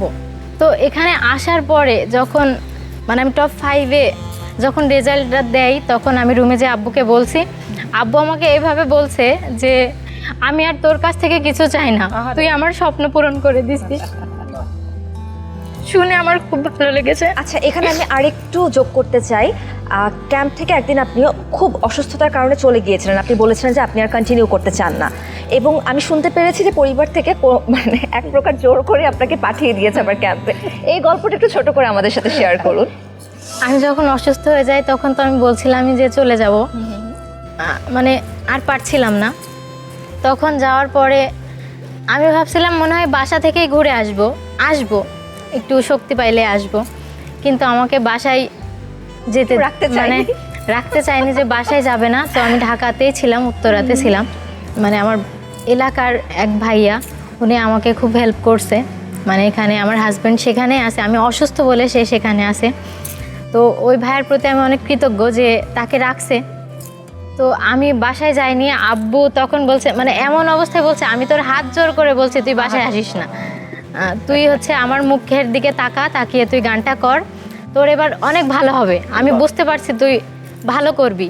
তোর হাত জোর করে বলছে তুই বাসায় আসিস না, বাবা মার দোয়া। তুই চলে যা, তুই তাড়াতাড়ি চলে যা। তো মানে এমন হয়েছে যে তোকে মনে হয় আর নিবে না, তুই অসুস্থ হয়ে গেছিস, তুই তাড়াতাড়ি দেখ চলে যা, না হয় কিন্তু তোকে নিবে না, মানে এই জোরটা ছিল। আমি একটু ইন্টারাপ্ট করি, সেটা হচ্ছে যে ওর সাথে কথা হয়েছে আমার, ওর বাড়ির যে কন্ডিশন, ইভেন আমি বলবো যে ও লাকিয়েস্ট। কেন? ওর হাজবেন্ড শুধু না, ওর শ্বশুর শাশুড়ি তারা ওকে প্রচণ্ড হেল্প করে, মানে আমাকে বললো, এবং এটা আমি বলতে চাই যে বিয়ের পর বাঙালি মেয়েদের বিশেষ করে এই জায়গাটা বেশিরভাগই কপাট পড়ে যায়, যে এক্সট্রা কারিকুলাম অ্যাক্টিভিটিসটাকে বাঁচায় রাখা বা প্রকাশ করা, মেধার বিকাশ ঘটানো। তো আমি বলবো যে এটা আইডল, ওর শ্বশুর শাশুড়িও যে ওকে যেভাবে সাপোর্ট দিয়েছে এখানে আসার জন্য, আমি সব সময় তো বলি এবং ওর হাজবেন্ড, তাই না, এই ব্যাপারটা কিন্তু আমার কাছে খুব ইউনিক লেগেছে। এবং আমার শ্বশুর মানে যখন চায়ের দোকানে যায়, যখন মানে বলে যে মানে সবাই দেখে, মানে সে অনেক গর্ববোধ করে, আর আমাকে নিয়ে তার অনেক স্বপ্ন, মানে আমার এটা মানে উপর থেকে সেট হয়ে আসছে, মানে এমন ভাগ্য কারোর হয় না। আমি মনে করি আমি অনেক লাকি একটা এইটাই মানুষ। বললাম। একদমই তাই। এবং আমার মনে হয় যে এক রজনী খাতুনের গল্প আজ অনেকের জন্য অনুপ্রেরণা হয়ে দাঁড়ালো। আমি একটু চলে যেতে চাই আমাদের সর্বকনিষ্ঠ প্রতিযোগীর কাছে। ছোট করে এটাই জানতে চাই যে ম্যাজিক বাউলিয়ানা টপ 5-এ আসার পর কি পার্থক্য আপনি দেখতে পাচ্ছেন আপনার জীবনে? পার্থক্য বলতে গেলে সব থেকে বড় কথা হচ্ছে আমি এই পর্যন্ত আসবো কখনো কল্পনা করতে পারি নাই। কারণ প্রথমে যখন আসছি তখন সবাই আমি দেখেছি, অনুভব করেছি যে সবাই ভালো গায়। আমি ভাবছিলাম আমি মেগা সিলেকশনে বাদ পড়ে যাব, পরে দেখলাম না, মেগা সিলেকশনে বাদ পড়ি নাই। তারপর আস্তে আস্তে টপ 5 পর্যন্ত। এখানে সব থেকে অবদান বেশি আমার বাবা মার, কারণ আমার একটা রুটিন আছে যে আজকের দিন আমি এই গান করব, কালকে এটা করব, আম্মু এইগুলা দেখতো। আর যদি একদিন আমি গান না করতাম আব্বু বকা দিত। আব্বু কোনোদিন আমার পড়াশোনা নিয়ে কোনো কিছু বলে নাই, কিন্তু আমি যদি একদিন গান মিস করতাম, ওই দিন আমার কতগুলো যে কথা শুনতে হতো। আমি যখন গান করতাম আব্বুর হাজার প্রয়োজন থাকলেও আব্বু বাইরে যাইতো না, আমার সাথে বসে থাকতো, আমার গান শেষ হতো তারপর যাইতো। আর আমার গাইডলাইন, আমার 2জন গুরু আছে, উস্তাদ সেলিনা বেগম এবং উস্তাদ সঞ্জীব সেন, তারা আমাকে বলছিল যে আমি ফার্স্টে দিতে চাই নাই, পরে বলছে কেন দিবা না। পরে ভাবছি যে এত বড়রা যাবে, এখানে কোনো বয়সে ছিল না যে এই বয়স থেকে এই পর্যন্ত করতে পারবে, তো ওদের মধ্যে পারবো কি না। পরে ওরা বলছিল না তুমি যাও, পারো না পারো বড় কথা না, তুমি ঘুরে আসো, দেখো কি হয়। তো আমি এখন অনুভব করি আমি আগে যেটা ছিলাম ওটার থেকে অনেক পরিবর্তন আমার ভিতরে আসছে, শিখতে পারছি অনেক কিছু জানতে পারছি, এটাই অনেক চমৎকার। এবং এও আমি জানি যে মেগা সিলেকশন রাউন্ডে পারফর্ম করার ঠিক আগ মুহূর্তে আপনার মা অসুস্থ হয়ে যান, এবং সেখান থেকে ফিরে এসে আপনি এত চমৎকার পারফরমেন্স করেন, বিচারকরা আপনার পারফরমেন্স নিয়ে অনেক প্রশংসা করেন, এবং আজকে আপনি দাঁড়িয়ে আছেন সেরা 5-এ। নিঃসন্দেহে সব কিছু আসলে আপনার সাথেই ছিল, সেজন্যই হয়তো আজকে আপনি সেরা 5-এ দাঁড়িয়ে আছেন। তো এই জায়গা থেকে দাঁড়িয়ে মায়ের জন্য কি কোনো কিছু বলতে চান? আমি বলতে চাই এখনও আমার মা অনেক অসুস্থ, তো আমি বলতে চাই সবাই আমার মার জন্য দোয়া করবেন যাতে আমার মা সুস্থ হয়ে যায়। আমার লাইফের সব থেকে সাপোর্ট সিস্টেম হচ্ছে আমার মা, তো আমি সবার কাছে বলবো যে আমার মার জন্য দোয়া করবেন যাতে আমার মা সবসময় সুস্থ থাকে। নিশ্চয়ই তিনি সবসময় সুস্থ থাকবেন, আমাদের সবার দোয়ায় থাকবেন। আমি একটু বলতে চাই, মুবাশশাদের সবচেয়ে ছোট এখানে, তো এখন ওরা তো সেরা 5-এ এবং ওরা স্টার এক কথায়। তো যখন ওরা যাবে বা দর্শক এসে একটা সেলফি তুলে একটা অন্যরকম একটা ব্যাপার, সেটা কিভাবে মুবাশশারা মানে ফেস করবে, ক্যারি করবে, সেটা শুনতে চাই একটু। অবশ্যই যারা আমার সাথে ছবি তুলতে চাবে আমি ছবি তুলতে দিব। আর আমি এখনো ওইসব নিয়ে চিন্তা করি না, কারণ আমি কখনো চাই নাই নিজেকে সেলিব্রিটি মনে করতে। শোয়ের জন্য ফোন দেই মুবাশশারা, অমুক দিন একটা শো আছে, তুমি কি করতে পারবা তখন বসে? অবশ্যই অবশ্যই আসবো। আচ্ছা আচ্ছা, করবে পেমেন্টটা একটু বাড়াই দিয়ে। আমি সেটাই বললাম যে বলে। পেমেন্টের এই প্রসঙ্গ থেকে আমি একটু ভুলে গিয়েছিলাম যে একটা প্রসঙ্গের মাঝখানে আমি বলেছিলাম যে মেন্টর কামরুজ্জামান রাব্বির কাছে আমার প্রশ্ন আছে, ছোট্ট একটা প্রশ্ন। এই যে যখন অডিশন রাউন্ড চলতো, আমার মনে আছে একদম প্রথম অডিশন রাউন্ডে ঢুকে আমি আপনাকে এবং আমাদের সম্মানিত বিচারক পাগলা বাবলুকে বলেছিলাম যে আপনারা বড়ই নিষ্ঠুর, কারণ আপনারা এত ছেকে ছেকে প্রতিযোগীদেরকে নিচ্ছেন। এবং যেটা তখন মেন্টর খায়রুল ওয়াসি এবং মেন্টর লাভলি দেবও বললেন যে একটা সময় যে তারা হতাশ হয়ে যেতেন যে আর প্রতিযোগী নেই কেন, তো সেখান থেকে এত নিষ্ঠুরতা কেন? ম্যাজিক বাউলিয়ানার আমি যেটা দিয়ে বলছিলাম যে সেরা 5-এ আমি ছিলাম, এবং সেই জার্নিটা এরপরে 3rd সিজনে তুমি আর আমি উপস্থাপনা করি, তারপরে বিচারক হিসেবে আমি প্রথম 2022-এ তার 4th সিজনে আমি যুক্ত হই। তখন না আমার কাঁধে একটা অনেক বড় দায়িত্ব চলে আসে, এবং আমার যেহেতু ম্যাজিক বাউলিয়ানার তার আগের 2টা সিজনে খুব কাছ থেকে দেখা এটা কিভাবে হচ্ছে কিভাবে হয়, খুব ভেতরে একটা চাপ কাজ করতো যে এইখানে যেন আমার দ্বারা কোনো ভুল না হয়। সো সেই ধারাবাহিকতাটাই 2025-এও তুমি দেখেছো, সেটা আমাদের এই সিজনের প্রথম অডিশন ছিল কুষ্টিয়াতে, এবং আমি এবং শুধু পাগলা বাবলু ছিলেন। উনি খুব গুণী মানুষ, আমরা দুজন বসে চেষ্টা করেছি যে আমাদের দ্বারা যেন ভালো কেউ বাদ পড়ে না যায়, সেইটা দেখার জন্য আমরা অনেক বেশি সময় নিয়েছি, এবং 1টা 2টা 5টা গান শুনেছি। ওটাকে নিষ্ঠুরতা বলে, ওটাকে মোটেও সময় নেওয়া বলে না।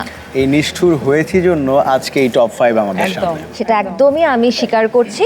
এখন তো চলে যেতে চাই যে মেন্টর খায়রুল ওয়াসি বলছিলেন যে এত এত দর্শকদের মতামত মন্তব্য আসছে, আমার কাছে বাছাইকৃত কিছু মন্তব্য আছে, যেহেতু আমাদের সময়টা খুবই সংক্ষিপ্ত, সবার মন্তব্য তো পড়ার সুযোগ হবে না। তাই দর্শক, আপনারা যত কমেন্টস করেছেন আমাদের, সেটা ম্যাজিক বাউলিয়ানা এবং মাছরাঙা টেলিভিশনের ইউটিউব চ্যানেল হোক বা অফিসিয়াল ফেসবুকে হোক, সেখান থেকে বাছাইকৃত কিছু কমেন্ট চলে এসেছে আমার হাতে, সেগুলো আমি পড়ে শোনাচ্ছি। শুরুতেই মোহাম্মদ রিপন ফকির লিখেছেন, একজন এক একটা অ্যাটম বোম, ভালোবাসা নিঃস্বার্থ, জয় গুরু। গাজী সোহাগ বলেছেন, কারা এরা, এত ভালো ভালো শিল্পী, এত ভালো গায়, বাহ বাহ। আচ্ছা, কিভাবে এত ভালো গান আপনারা একটু বলেন তো, এর পেছনের ম্যাজিকটা কি? এটা আপু একদমই চর্চার কারণে। কারণ হচ্ছে কি, অল টাইম হাঁটতে হাঁটতে রিক্সায় বা যে কোনো জায়গায় ঘুম না ধরলেও চর্চা,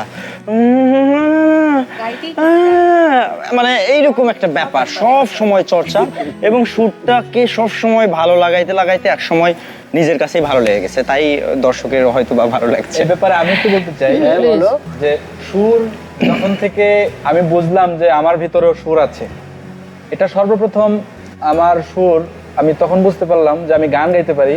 এটা কখন, হয়তো 8-9 বছর বয়স আমার, তখন আমার বাবা গান করতেন, আমার বাবার থেকে আমার প্রথম গান শেখা। তো আস্তে আস্তে যখন এই সুর আব্বার সাথে একটু একটু গানে টান দেই, আবার দেখা যায় দূর থেকে, তখন মাইক ছিল, তখন মাইকের ইয়েটা বেশি থাকতো, মাইকের প্রোগ্রাম হতো বেশি, মাইক দিয়ে সুর, বাঁশির সুর, গানের সুর ভেসে ভেসে ভেসে ভেসে একেবারে এখানে লাগতো। এখানে লাগলে তখন কেমন জানি একটা, ওটা আমি বলে কিভাবে বোঝাবো, আমি বোঝাতে পারবো না, কেমন জানি একটা উপলব্ধি হয়তো, ভাল লাগতো। তখন ওইখানে কখন যাব, ওইখানে কোন জায়গায় গান হচ্ছে, সুরটা কোন জায়গা থেকে আসছে, তখন থেকে সুরের প্রতি একটা শ্রদ্ধা, ভক্তি, আস্তে আস্তে সময় যাচ্ছে, গুণীজনদের সাথে ওঠা বসা, সঙ্গ নেওয়া, আস্তে আস্তে বুঝতে পারলাম যে সুরটাই বিশাল একটা জিনিস, এটা কেউ এভাবে তৈরি করতে পারবে না, এটা স্বয়ং আল্লাহর ঐশ্বরিক একটা দান, শক্তি, সেটাকে লালন করা এবং শ্রদ্ধা ভক্তি দিয়ে এটাকে সাজানো যাইতে পারে। কিন্তু একদমই তাই, আমি আসলে এই বিষয়টার সাথে একমত, কারণ এত চেষ্টা করো 2019 সাল থেকে 2025 সাল পর্যন্ত একটা সিজনও আমার গলা দিয়া সুর বের হলো না। চলে যাচ্ছি আমাদের পরবর্তী কমেন্টে। সাইফুল ইসলাম ফরাজি লিখেছেন, ধন্যবাদ জানাই যারা বাদ্যযন্ত্রের দায়িত্বে আছেন। আমাদের সুরের সারথীরা আজকে আমাদের সাথে নেই, একটা করতালি হয়ে যাক তাদের উদ্দেশ্যে। অসাধারণ। আচ্ছা, বাউল মন জিনু লিখেছেন, এইরকম গুণী মেন্টরদের প্রশিক্ষণ পেলে আমরা হয়তো আরো ভালো গান করতে পারতাম। লাভলি দেব madam, Kamruzzaman rabbi sir, Khairul Wasi sir, তাদের মতো গুণীজনের প্রশিক্ষণ হয়তো আমাদের সবার কপালে জুটবে না। আমার বাড়ি সুনামগঞ্জ শাল্লা গোয়ানি গ্রামে, তাদের মতো গুণীজনের প্রশিক্ষণ যারা পেয়েছেন তারা ভাগ্যবান। অনেক ধন্যবাদ। প্রবীর রয় লিখেছেন, নিজের কানকে বিশ্বাস করতে পারছি না, এখান থেকে কাকে রেখে কাকে বাদ দিবেন, বিচারকদের কঠিন পরীক্ষা দিতে হবেন, এটা তো আসলেই সত্যি কথা। আমাদের প্রতিযোগীরা শুধুমাত্র প্রতিটি রাউন্ডে পরীক্ষা দেয়নি, সেই পরীক্ষা আসলে দিয়েছেন আমাদের বিচারকরাও। ডিএলএস গেম প্লে জানিয়েছেন সপ্তাহ পার করে ভিডিও দেন, তাও মাত্র 1 ঘন্টার। 2-3 ঘন্টার ভিডিও দেন না কেন, খুব তাড়াতাড়ি শেষ হয়ে যায়। আমাদের এডিটর যিনি, তার উদ্দেশ্যে বলছি, প্লিজ আপনি 2-3 ঘন্টার ক্লিপ বানিয়ে দিবেন এবং সেটা আপনারা আপলোড দিবেন, যেন আমাদের যারা দর্শক আছেন তারা যেন একদম মন ভরে পুরো আয়োজনটা দেখতে পারেন। অন্যদিকে জিয়া সর্দার জানিয়েছেন আমি 2 দিন ধরে অসুস্থ, গানগুলো শুনে সুস্থ বোধ করছি। ধন্যবাদ বাউলিয়ানা, ধন্যবাদ বিচারক মেন্টরদের এবং প্রতিযোগীদের। এবারের আসর কিন্তু খুব কঠিন হবে। আসলে কি কঠিন ছিল? কঠিন বলতে বাচ্চাদের জন্য নতুন নতুন গান নিয়ে আসা হবে যেহেতু, কিছুটা ওদের জন্য তো পরীক্ষা একটা ছিলই, যে কে কতটা ক্যারি করতে পারবে, ওই জায়গা থেকে কঠিন। আর যারা গাইতে পারে আসলে এদের জন্য কোনো কিছু কঠিন না। আমার কাছে যেটা মনে হয় যে কম্পিটিশনে যে প্রতিযোগী অংশগ্রহণ করে যখন থেকেই করে, আমি মনে করি যে প্রতিটা রাউন্ডই তাকে কঠিন মনে করেই নিয়ে তাকে অংশগ্রহণ করা উচিত, এবং সেটা না হলে সে নিজেকে ওইভাবে স্ট্রংলি প্রেজেন্ট করতে পারবে না। এবং আমি মনে করি যে প্রত্যেকটা রাউন্ডই কঠিন ছিল। মানে যখন গান নির্বাচন করে দেওয়া হয় বা ওরা যখন গাইতে মানে স্বাচ্ছন্দ্য বোধ করছিল, কার গলায় কোন গান যাবে, কিভাবে সে গানটা তুলবে, তো ওইটা নিয়ে ওরা যেমন প্রেশারে ছিল, মেন্টালি প্রেশারে ছিল, আমরাও কিন্তু প্রচণ্ড মেন্টালি প্রেশার নিয়েছিলাম যে এত কষ্ট করে গানটা তুলছে, এত পরিশ্রম দিয়েছে, ও গানটা ঠিকভাবে গাইতে পারবে তো। আসলে তাই। আমি একটু ধরিয়ে দিতে চাই যে সশরীরে উপস্থিত থেকে 4টি আসর আপনার পরপর দেখা, আপনার কাছে আসলে এই আসরটা কতটা কঠিন মনে হয়েছে? কারণ প্রেস কনফারেন্সে আপনি বলেছিলেন যে এবারের আসরে এমন কিছুই হতে যাচ্ছে যা এর আগে কখনো হয়নি। আর আমি এটা বলেছিলাম প্রেস কনফারেন্সে, তারপর তো আমাদের এই লম্বা জার্নিটা, আজকে আমরা এইখানে বসা। আমার কাছে মনে হয়েছিল যে এইবারের জার্নিটা একটু অন্যরকম হবে। কঠিন সেই অর্থে, কারণ আমি বিগত আসরগুলোতে ছিলাম, আমি নিজেও একটা আসরের প্রতিযোগী ছিলাম। প্রতিযোগীদের আমি যদি কোয়ালিটির কথাই বলি, আমরা মেগা সিলেকশনে যে 40 জনকে এনেছি, এই 40 জন আমি বলবো যে খুব ছোট ছোট ভুলের কারণে তারা বাদ গেছে, এবং এই 40 জন থেকে বাছাই করে 19, এবং সেইখানে ধারাবাহিকভাবে এখন সেরা 5, এই বাছাই করাটা অনেক বেশি কঠিন। কারণ তারা এত স্ট্রং, তারা ওয়াসি ভাই যেটা বললো সেটাও রাইট, তারা এই জায়গা থেকে কাজ করছে বা এইভাবে গান সিলেকশন করছে, প্রত্যেক রাউন্ড তারা কঠিন মনে করে গাচ্ছে। ম্যাম যেটা বললেন যে গান, নতুন নতুন গানের সিলেকশন, ওভারঅল তারা এত ভালো গাইছে, এগুলো কঠিন জন্য বিচারকরা কঠিন একটা পরীক্ষায় পড়ে যাচ্ছে, সেটা একজন দর্শক বলেওছেন। তো এই সব কিছু মিলে এত কঠিনের ভিড়ে একটা সহজ সরল বিষয় হচ্ছে ম্যাজিক বাউলিয়ানা এবার সত্যি অন্যরকম, এবং সেটা বিগত প্রত্যেকটা আসরের তুলনায় ভিন্ন, সেটা খুব ভালো অর্থে ভিন্ন। একদমই। কিন্তু এই কথার সাথে সম্পর্কিত একটা কমেন্টই আমার কাছে আছে। লাভ মন্ট্রিয়াল লিখেছেন, দেখছি আমার দেশের নতুন গায়কদের গাওয়া মাটির গানগুলো, ওদের ম্যাজিকে আটকা পড়ে যাচ্ছি। দেখছি কানাডার মন্ট্রিয়াল শহর থেকে, শুধুমাত্র বাংলাদেশেই নয়, বাংলাদেশের বাইরেও কিন্তু আপনারা পৌঁছে যাচ্ছেন। আর সোহাগ খান লিখেছেন, প্রবাসে থেকে শত ব্যস্ততার মাঝেও প্রতিটি এপিসোড দেখি, যতই শেষের দিকে যাচ্ছি ততই ভালো লাগছে। NHR বিডি লিখেছেন, আমাদের জামালপুরে মোবাশিরা ফাটায় দিছে। আর এমডি আরিফুল লিখেছেন, মুবাশিরা আজকে যে গানটা গাইলো সুপার সুপার সুপার। আমি এই গানটা অনেক শিল্পীর কণ্ঠে শুনেছি, কিন্তু মুবাশিরার মতো কেউ গাইতে পারেনি। উনি উল্লেখ করে দিলে খুব ভালো হতো যে কোন গানটি। ব্ল্যাক বয় লিখেছেন, আখি আক্তার ঝর্ণার গানটা আমি 5 বার শুনেছি, তার গান শুনে আমি মুগ্ধ, কমেন্ট না করে পারলাম না। প্লিজ একটু জানিয়ে দিবেন যে কোন গানটা শুনে আপনি মুগ্ধ হয়েছেন এবং 5 বার শুনেছেন। মোবাশিরার ওই গানটা যদি জানাতো আমার জন্য খুব ভালো হতো, কারণ আমি দুঃসাহস দেখাতাম না সেই গান গাইবার। এটা ওরকম ভাবে বেস্ট থাকুক, এটা ভালো বলেছেন। ব্ল্যাক বয়ের রিপ্লাইয়ে লিটন হোসেন লিখেছেন, আমি 3 দিনে 5 বার শুনলাম। বাহ। অন্যদিকে মাহিন লিখেছেন, আখি এত ভালো গান গায় কিভাবে গান বলুন তো, আপনার সেই ম্যাজিকটা বলুন তো আমাদের সাথে। এটা হচ্ছে সবার দোয়া, ভালোবাসা। আমি এরকম প্ল্যাটফর্মে আসতে পারছি, আমি সবাইকে এত ভালো গান দিতে পারতেছি, আরো সামনে ভালো গান। নাকি স্টেজে ওঠার আগে ম্যাজিক টুথপেস্ট দিয়ে দাঁত ব্রাশ করে নেন? এরা আমি জানি না, এরা একটা জায়গা বোঝানোর চেষ্টা করছে, যেটা সোহাগও বলছিল যে আমি এটা কিভাবে বোঝাবো এই অনুভূতিটা।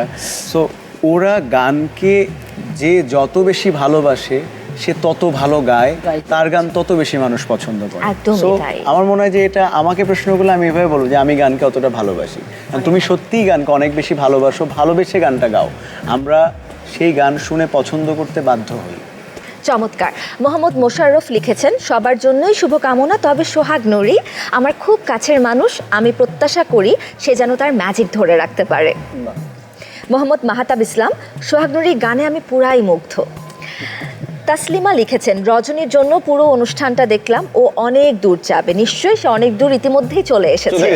সুলতান আহমেদ, আগাম অভিনন্দন রজনী খাতুন, চুয়াডাঙ্গা, এগিয়ে যাও, আপনি আসলে চুয়াডাঙ্গাকে ভীষণ সুন্দরভাবে প্রতিনিধিত্ব করছেন। কিরণ খান লিখেছেন, রজনীর কণ্ঠে বাউল প্রেমের মণি ঝরিয়া পড়ে। বাহ। সবুজ ইসলাম জানিয়েছেন, সৌদি আরব থেকে মধু ভাইয়ের জন্য শুভকামনা। তাজুল ইসলাম লিখেছেন, মধু ভাইয়ের কণ্ঠে মধু আছে, এক কথায় বাকিরাও অসাধারণ গেয়েছেন। সাদ্দাম হোসাইন, জানি না কি কারণে এনামুল হক মধুর আজকের গানটা হৃদয়ে গেঁথে গেল, চোখ দিয়ে জল চলে আসলো। একটু এই পর্বে নিচে কমেন্ট করে লিখে দিবেন যে কোন গানটি শুনে আসলে আপনার চোখ দিয়ে পানি ঝরলো। এবার সর্বশেষ কমেন্ট, এমডি নজরুল ইসলাম, এই অনুষ্ঠানের সবার চেয়ে সেরা পারফরমেন্স উপস্থাপিকা আয়েশার, অসাধারণ উপস্থাপনা। এটার জন্য একটা হাততালি হয়ে যায়। কি বলেছে ধন্যবাদ জানাবো। সুন্দর কমেন্ট। এবার আসলেই আমি আমাদের আয়োজক এবং আমাদের যারা পৃষ্ঠপোষক আছে তাদের সবার কাছে, আমাদের ক্রিয়েটিভ টিমের কাছে আমি কৃতজ্ঞতা প্রকাশ করি যে তারা আমাকে এই সুযোগটা দিয়েছেন আপনাদের সাথে, আমার প্রতিযোগীদের সাথে আরও কিছুটা বেশি সময় কাটানোর। দেখতে দেখতে এই সেগমেন্টের একদম শেষ দিকে চলে এসেছি। এই মুহূর্তে বিদায় জানাতে চাই আমার 3 গুণী মেন্টরকে। অনেক ধন্যবাদ আমাদের সাথে থাকবার জন্য এবং আজকের এই পর্বটাকে আপনাদের উপস্থিতি দিয়ে আরও বেশি আলোকিত করে দেবার জন্য। অনেক অজানা তথ্য আপনাদের থেকে শুনলাম। এই মুহূর্তে আমি শুনতে চাই আপনাদের ক্যাম্প লাইফের গল্প। এই যে এতগুলো মানুষ, সেরা 40 থেকে সেরা 19কে সাথে নিয়ে আমরা ক্যাম্পে প্রবেশ করলাম। এক রুমে এতজন মানুষ কিভাবে অ্যাডজাস্ট করেছিলেন? কেউ তো কাউকে চিনতেন না, অসুবিধা হয়নি কারোর সাথে? একটা জিনিস খুব খারাপ লাগতো যে ফার্স্টে যখন আসলাম, আসার পরে কেউ কারোর সাথে কথা বলে না। আমি কারোর সাথে মানে কথা বলতে গেলেও কথা বলে না, তো ফার্স্টে অনেক খারাপ লাগছে, কারোর সাথে কথা বলতে পারি নাই, বাসায় সবাইকে রেখে এখানে আসছি। মানে যখন আসার আগে মনে হয়েছে কি যে শেষ, আমি থাকতে পারবো না। এখানে আসার পরে 5-6 দিন এরকম মনে হয়েছে। 6 দিনের মাথায় আমি ফার্স্ট হচ্ছে নূর আপু, ওই নূর আপুর সাথে কথা বলি, সৈয়দা হুজাতুন হ্যাঁ নূর। হুজাতুন নূর। তো তারপর ওর সাথে ভালো লাগার একটা মানে একটা মুহূর্ত কাজ করে ওর সাথে। তারপর শিখা আপুর সাথে, ওরা দুইজন যখন চলে গেল, তারপর কৃপা আপুর সাথে। কৃপা আপু যখন চলে গেল তখন দেবযানী দি, রজনী আপু আর হচ্ছে আখি আপু, এই 3 জনের সাথে একটা ঘনিষ্ঠতা বেশি কাজ করলো। তারপর ভাইয়াদের মধ্যে প্রিন্স ভাইয়া ছিল, তারপর রুবেল রানা ভাইয়া ছিল, তারপরে আমির ফকির ভাইয়া ছিল। তো ওদের সাথে অনেক ভালো বন্ডিং হয়। তো এদের সাথে, এই 2 জনের সাথে, একে তো আমি বাবাই ভাবি, সোহাগ নুরি আমার বাবার মতো এখানে। তো ওরা যখন ছিল তো অনেক ভালো লাগতো, এখনও ভালো লাগে, কিন্তু আগে যেই সময়টা মানে এখন একটু বোরিং লাগে, কারণ রুমটা ভরা ছিল, মানুষ কথাবার্তা হইতো। এখন একটু একা একা, 3 জন, আমরা 3টা মেয়ে, তারপরে আমরা অনেক মজা করি। আচ্ছা, এই যে মজা করে বললেন, এখান থেকে আসলে জানতে চাই যে আমি আসলে শুনেছি যে আপনারা ক্যাম্পের রুমের মধ্যে কিন্তু ভালোই মজা করেন, দুষ্টামি করেন এবং খুব সুন্দরভাবে নিজেদের মি টাইমটা আপনারা স্পেন্ড করে থাকেন। কার মি টাইমে কেমন একটা কথা বলি, হ্যাঁ, আমাদের সবার মধ্যে তো আমরা যদি একজন গান ধরি তো সবাই গান গায় একসাথে। তো এমন হয় যে যে কথাটা ভুলে যায়, ওয়াশরুমে যাই, তখন গোসল করি, ওই টাইমে অনেক চিল্লাই গান করি। তো এইসব ভাইয়ারা, এর মধ্যে আমির ভাইয়া এইসব শুনতো, শুনে আমাদের নিয়ে অনেক রোস্ট করতো যে আমরা ওয়াশরুমে গিয়ে গান করি। তার মধ্যে আবার রুমে যখন আমরা গান করি তখন এমন হয় যে আমরা ওয়ার্ড জানি না, ভুলে গেছি। ওই টাইমে আখি আপু লাস্টে একটা ওয়ার্ড মানে লাগাই দেওয়ার পরে তো জোড়াতালি, হ্যাঁ, লাগিয়ে দিয়ে গানটা হচ্ছে ফিনিশ করে। কোনো ওয়ার্ড দিয়ে এটা আসলে এমনি হয়ে যায়, মানে একটা গান ভুল হয়ে যেতেছে, মানে একটা আমি যেটা মনে ভাবতেছি এটা বসাই দিলে না, মানে গানটা মানে ফিট হয়ে যেতেছে, এখানে আর কোনো ইয়া হইতেছে না। এর জন্য আর কি গাই আমি সাথে সাথে, মানে ভুল হয়ে গেছে তো কি হয়েছে, এটার সাথে একটা ওয়ার্ড বসাই দিলে গানটা সুন্দর হয়ে যাইতেছে। ওরা না এটা নিয়ে হাসাহাসি, এটা তো আসলে আমার একটা দারুণ কিন্তু বিষয়টা। আচ্ছা, রজনীকে তো আমরা সবসময় দেখি যে সে ভীষণ চুপচাপ, এবং মেন্টর লাভলি দেবও অনেকবার আমাদেরকে বলেছেন যে ভীষণ শান্ত স্বভাবের, কিন্তু গোপন সূত্রে আমি জানতে পেরেছি যে রজনী কিন্তু ভিতরে ভিতরে ভালো দুষ্টু, এবং শেষ রাউন্ডে আমি নিজে বলেছিও যে রজনী যে কতটা দুষ্ট সেটা আমি আজকে বুঝলাম। ওর দুষ্টামির এক দুটো তথ্য কি আমার সাথে শেয়ার করা যায়? আমরা যখন কথা বলি, মানে যখন আমরা ছিলাম, মানে 9 জন মেয়ে যখন ছিলাম, তখন সবাই কথা বলতেছে, ও চুপচাপ বসে বসে শুনতেছে। হুট করে মাঝখান দিয়ে একটা কথা যে বলবে, সবাই বোম হাসতে ফাটিয়ে দেয়। হাসতে একদম অবস্থা খারাপ। ও অনেক কথা জানে কিন্তু বলে না, বলে না। অনেক কথা জানে। মেয়েদের কথা তো শুনলাম, কিন্তু সোহাগনুরী তখন কি যেন বলতে চাইলেন, আমি থামিয়ে দিলাম। কি বলছিলেন বলেন তো? আমি বলতে চেয়েছিলাম, মুবাশিরা বললো যে আসার পরে সবার সাথে কথা হয় না, কেউ কারোর সাথে কথা বলে না। আমাদের সাথে ছেলেদের ব্যাপারে এটা হয় না, সবাই সবার সাথে পরিচিত হয়ে গেছে। এমনকি সুর দিয়ে পরিচয়, আবারও একজনে একটা যন্ত্র নিয়ে বসলো, হা করলো, সে আবার সুরটা অ্যাড হয়ে গেল, আরেকজন ওইখান থেকে আবার আরেকজনে আরেকটা সুর দিয়ে অ্যাড হয়ে গেল। এরকম ভাবে আমরা সবাই আস্তে আস্তে মোটামুটি খুব ভালোই ছিলাম। তবে আস্তে আস্তে একটু মন খারাপ হলো তখনই, আস্তে আস্তে যারা বিদায় নিল। এখন 5 জন আমরা আছি, এখন আসলে রুমটা শূন্য শূন্যই লাগে, কিন্তু মনের মধ্যে যদিও আনন্দ আছে, আবার একটু কষ্ট আছে। তো সব মিলিয়ে মালিক ভালো রাখছে, আলহামদুলিল্লাহ। যখন আমরা 40 জন আসি তখন মানে ভাইয়াদের মানে এত গান করতো, সারা রাতও গান করতো, হ্যাঁ। চিল্লায় চিল্লায়, মানে আমরা ঘুমাইতেই পারতাম না, বিরক্ত হতাম। মানে বলতাম এবার বন্ধ করেন ভাইয়া, এবার বন্ধ করেন। শোনেন, আপনাদের বাথরুমের গানে আমরা বেশি বিরক্ত হইতাম। কিন্তু আমি দেখতাম যে আপনারা হচ্ছে কি সকাল থেকে রেওয়াজ করতে বসতেন বা প্র্যাকটিস করতে বসতেন, এবং প্রায় এমনও হয়েছে যে অনেক রাত পর্যন্ত আপনারা প্র্যাকটিস করছেন। এত কিছুর মাঝে আমাদের মেন্টর বা আমাদের যারা সুরের সারথীরা ছিল, তাদের বাইরে নিজে একা সময়টা কিভাবে কাটাতেন মধু ভাই আপনি? এখানে আসার পরে নতুন যখন গান পেতাম, মানে আমার ম্যাক্সিমাম গানগুলো আমি গাইতাম না খুব একটা বেশি, কিন্তু ওই গানগুলোর মানে আমাকে রেকর্ড থাকতো, আমার প্র্যাকটিস প্যাডের যে রেকর্ডটা থাকতো, আমার কাছে যে হেডফোনটা ছিল, হেডফোনটার সাউন্ড এতটাই কম, মানে মোবাইলে ফুল সাউন্ড দিলেও আমি মানে 5% মনে হয় সাউন্ড পাই। আর এই জন্য আমি কানের মধ্যে হেডফোনে চাপা দিয়ে মোটামুটি বেডে রেস্ট করতাম। আবার বাইরে যদি আসি, গাছতলায় বসে থেকে আমি হেডফোনটাকে বারবার করে ওইটার দিকে নজর দিতাম যে গানটা কিভাবে গাইলো, ওখানে কিভাবে কি হচ্ছে, কোন জায়গাতে গাইলে আবার এটা ঠিক হবে, এরকম ভাবতে ভাবতে দেখি বেলা শেষ হয়ে যাচ্ছে এরকম। বাহ, চমৎকার। এই যে সোহাগনুরী বললেন যে একে একে পার্টিসিপেন্ট বিদায় নিচ্ছিল আর আপনার মনটা খারাপ হয়ে যাচ্ছিল, কারণ রুম ভর্তি মানুষ ঢুকেছিলেন, এখন রুম প্রায় শূন্য। সেখান থেকে আমি যদি বলতে চাই যে কার বাদ পড়ে যাওয়া আপনাকে সব থেকে বেশি কাঁদিয়েছিল? যারা বাদ পড়েছেন তাদের মধ্যে 2 জনের চলে যাওয়াটা একটু বেশি আমার কষ্টদায়ক মনে হয়েছে, বা এটা মানে কি বলবো, প্রথমে যার নাম বলতে চাই, 19 থেকে বাদ পড়েছিল কবির তালুকদার, যার পুরোটা গানই তার খুব পারফরমেন্স ভালো ছিল। তো সামান্য একটু এটা মানে হয়তো মাথা থেকে অনেক সময় কিন্তু গান এটা হতেই পারে, এটা স্বাভাবিক, আমরা মঞ্চে প্রোগ্রাম করতে গেলে ওরকম হতে পারে। তো সেই সামান্য ভুলের কারণে তার চলে যাওয়াটা এটা মেনে নিতে পারেনি। আর 8 জন থেকে যখন প্রতিবার কিন্তু 2 জন 3 জন এভাবে একসাথে গেছে, কিন্তু 8 জন থেকে মাত্র একজন মানুষ বিদায় নিল, সে হচ্ছে রুবেল রানা। তার জন্য কেন জানি হঠাৎ একটা মায়া হলো যে এই লোকটা একা একা চলে যাবে। আর আরেকটা কথা হচ্ছে, এই পাগলাটা একটু পাগলামি বেশি করতো, আর রুমের মধ্যেও পাগলামি বেশি করতো, কথাবার্তা বেশি বলতো। তার কথা শুনলে আমরা মানে আনন্দ পাইতাম, হাসি ঠাট্টা করতাম, প্রায় কথা বলতো আর কি। তার গানটা নিয়ে খুব সিরিয়াস থাকতো, ভাই দেখতো ঠিক আছে কিনা, ভাই এইভাবে ঠিক আছে না, আমি কিন্তু ভালো করে গাওয়ার চেষ্টা করতেছি, তুই কিন্তু কালকে ডেঞ্জার জোনে যাবি, তুই ভালো গাইতেছিস, তুই সেফ জোনে যাবি, এরকম আলাপ আলোচনা করতেই থাকতো। এই 2 জনের জন্য একটু বেশি মনটা কাঁদে আর কি। রজনী খাতুন, আপনার সব থেকে বেশি খারাপ লেগেছে কার চলে যাওয়াতে? অনেক সাহা, ওর জন্য খারাপ লাগছে একটু। ঝর্ণা? অনেক আর মাহফুজ। অনেক আর মাহফুজ, হ্যাঁ, অনেক কান্না এইটা করছে। মধু আপনার? আমার আসলে মানে প্রথম থেকেই এখানে আমার মানে ফাহিম ভাইয়া ছিলেন, যে আসলে উনি যেরকমভাবে ট্রেনার করাইছেন যে আমাকে আসলে আমার গন্তব্য অনুযায়ী থাকতে হবে, আর এখানে বাদ পড়াটাই স্বাভাবিক। আর এই স্বাভাবিক বিষয়টা কারো জন্য আমি কষ্ট পাইনি, মানে সে চলে যাবে, ওনার জায়গাতে আমি চলে যেতাম, আমার জন্য কেউ কষ্ট পাইতো না, কারণ আমি নওগাঁ থেকে একা চলে আসছি। এখানে এসে অনেক বন্ধু বান্ধব পাইছি, কিন্তু ভাগ্যের নির্মম পরিহাসে আমাদের এটা মেনে নিতে হবে। তো মেনে নেওয়া যেহেতু লাগবেই, অতএব কষ্ট পেয়ে কোনো লাভ নেই। বাস্তবতাকে মেনে নিয়ে আপনি এগিয়ে গিয়েছিলেন। মেহজাবিন মুবাশিরা, আপনি তো একদম চোখ ফেটে আপনি কান্না করেছিলেন যেদিন একই সাথে দেবযানী এবং আমির ফকির বিদায় নেয়। আমরা বুঝতে পারছি যে তাদের বিদায় অবশ্যই আপনার জন্য অনেক বেশি কষ্টজনক ছিল। এছাড়া আর কেউ কি আছে যার বিদায় আপনাকে কষ্ট দিয়েছে অনেক? শিখাপু আর কৃপাপু, দুইজন। আচ্ছা, নিশ্চয়ই যেহেতু তারা দেখছে আজকে, তারাও খুশি হবেন যে এভাবে আপনারা তাদেরকে মিস করছেন। আচ্ছা, অনেক মন খারাপের কথা হলো, এবার একটু প্রসঙ্গ বদলাচ্ছি।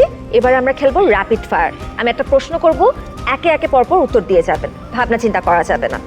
প্রথম প্রশ্ন, সেরা 5-এ আসার ক্ষেত্রে কোন রাউন্ডটা সবচেয়ে কঠিন বা চ্যালেঞ্জিং ছিল? মধু।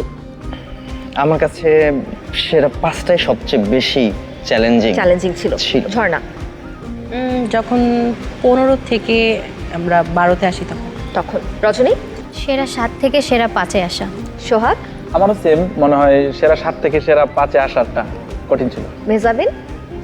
সেরা 12 থেকে সেরা 10-এ আসাটা। বাহ। কাকে সবচেয়ে বেশি কঠিন প্রতিযোগী মনে হয়েছে? সোহাগ নুরি ভাই। সোহাগ। সরি সোহাগ নুরি আব্বা। আচ্ছা, সোহাগ নুরি আব্বা বলেন।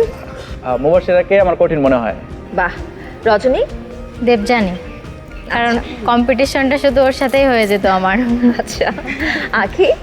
মাহবুবুর রহমান মাহফুজ। মাহবুবুর রহমান মাহফুজ। আর মধু। সবাই এই 4 জনকে এখন প্রতিযোগী মনে হচ্ছে। যদি সুযোগ থাকতো স্টুডিও রাউন্ডের কোন প্রতিযোগীকে ফেরত আনতে চাইতেন? মধু। আমার ওই ছোট আদরের ভাইটা অনেক সাহা। অনেক সাহা। ঝর্ণা। নাম জানি কি ওর, ওই যে পিঠা খাইবার চায়, আমাদের রাজু। রাজু ভাইয়া। রজনী। অনেক সাহা। অনেক সাহা। সোহাগ নুরি। মাহবুবুর রহমান মাহফুজ ভাই। মেহজাবিন। মাহবুবুর রহমান মাহফুজ ভাই। বাহ। আমার আসলে মনে হচ্ছে এখন যে আমার হাতে যদি কোনো পাওয়ার থাকতো, আমি তাহলে সেই পাওয়ারের ম্যাজিক দেখিয়ে এই মানুষগুলোকে আসলে এখানে নিয়ে আসতাম। চলে যাচ্ছি পরবর্তী প্রশ্নে। এ পর্যন্ত আসার পেছনে কার অবদান সবচেয়ে বেশি? মধু। আমার আপনার নিজের অবদানটাই বেশি। ঝর্ণা। মা আর আমার মেজো আপু, আমার ফুল ফ্যামিলি সবাই। বাহ। রজনী। আমার হাজব্যান্ড। বাহ। আচ্ছা, প্রশ্নটাতে পরে আসছি। সোহাগ। যে আমাকে রেজিস্ট্রেশন করার নাম্বারটা দিয়েছিল রাসেল নুরি, তার কথাই বলতে চাই। পাশাপাশি আমার অর্ধাঙ্গিনী যিনি আমার স্ত্রী, সে দুইজনই। বাহ, চমৎকার। মেহজাবিন। আব্বু আম্মু। আচ্ছা, বিচারকদের মধ্যে কাকে সবচেয়ে বেশি কঠিন মনে হয়েছে? এটা কিন্তু সত্য উত্তর দিতে হবে। মেহজাবিন। পার্থ স্যার। আচ্ছা। আসলে পার্থ স্যার। এটা কি সবার কোশ্চেন আছে? আচ্ছা, মেন্টরদের ক্ষেত্রে কাকে সবচেয়ে বেশি বন্ধুত্বপূর্ণ বলে মনে হয়? আখি। লাভলিদেব ম্যাম। ম্যাম। মধু। মোটামুটি 3 জন সমান আছে। 3 জনের সমান আছে। খুবই ডিপ্লোম্যাটিক অ্যান্সার দিলেন আপনি। অস্বীকারও করছে জি।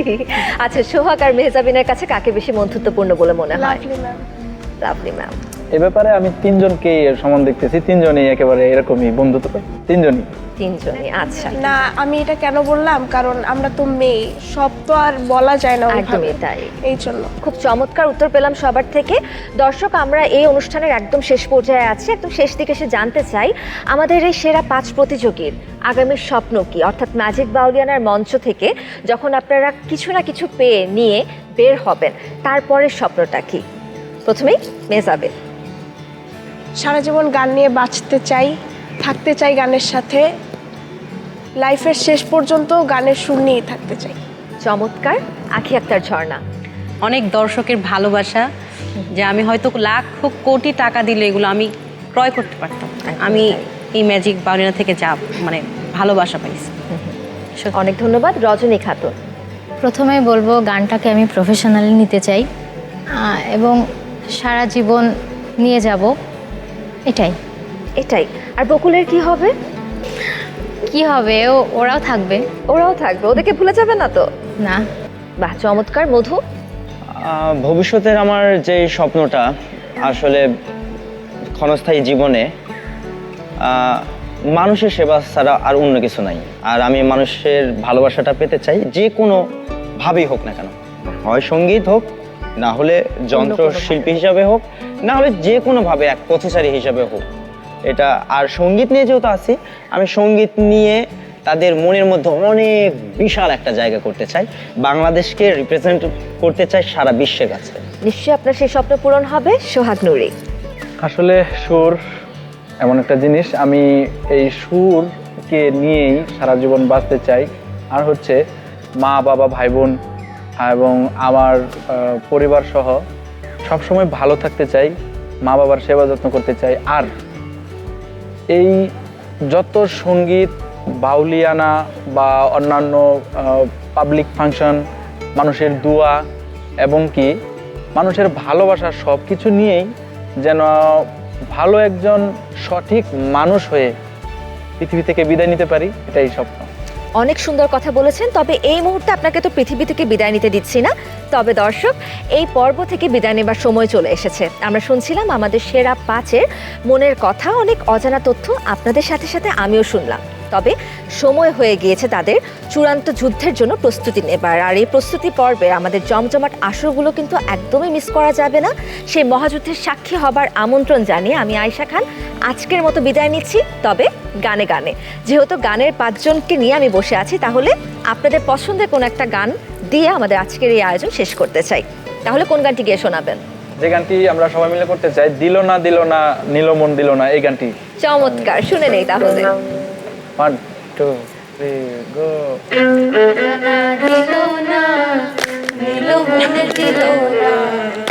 এত যে নিঠুর বন্ধু জানা ছিল না গো, এত যে নিঠুর বন্ধু জানা ছিল না। আমি যারে বাসি ভালো, কাজলের চেয়েও কালো। আমি যারে বাসি ভালো, কাজলের চেয়েও কালো। হয় না যে তার তুলনা, এত যে নিঠুর বন্ধু জানা ছিল না গো, এত যে নিঠুর বন্ধু জানা ছিল না।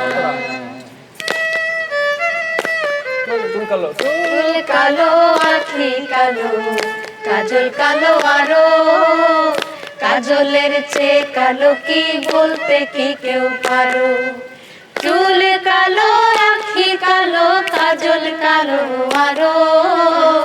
কাজলের চেয়ে কালো কি বলতে কি কেউ পারো? ওরে আমি যারে বাসি ভালো, কাজলের চেয়েও কালো। আমি যারে বাসি ভালো, কাজলের চেয়েও কালো।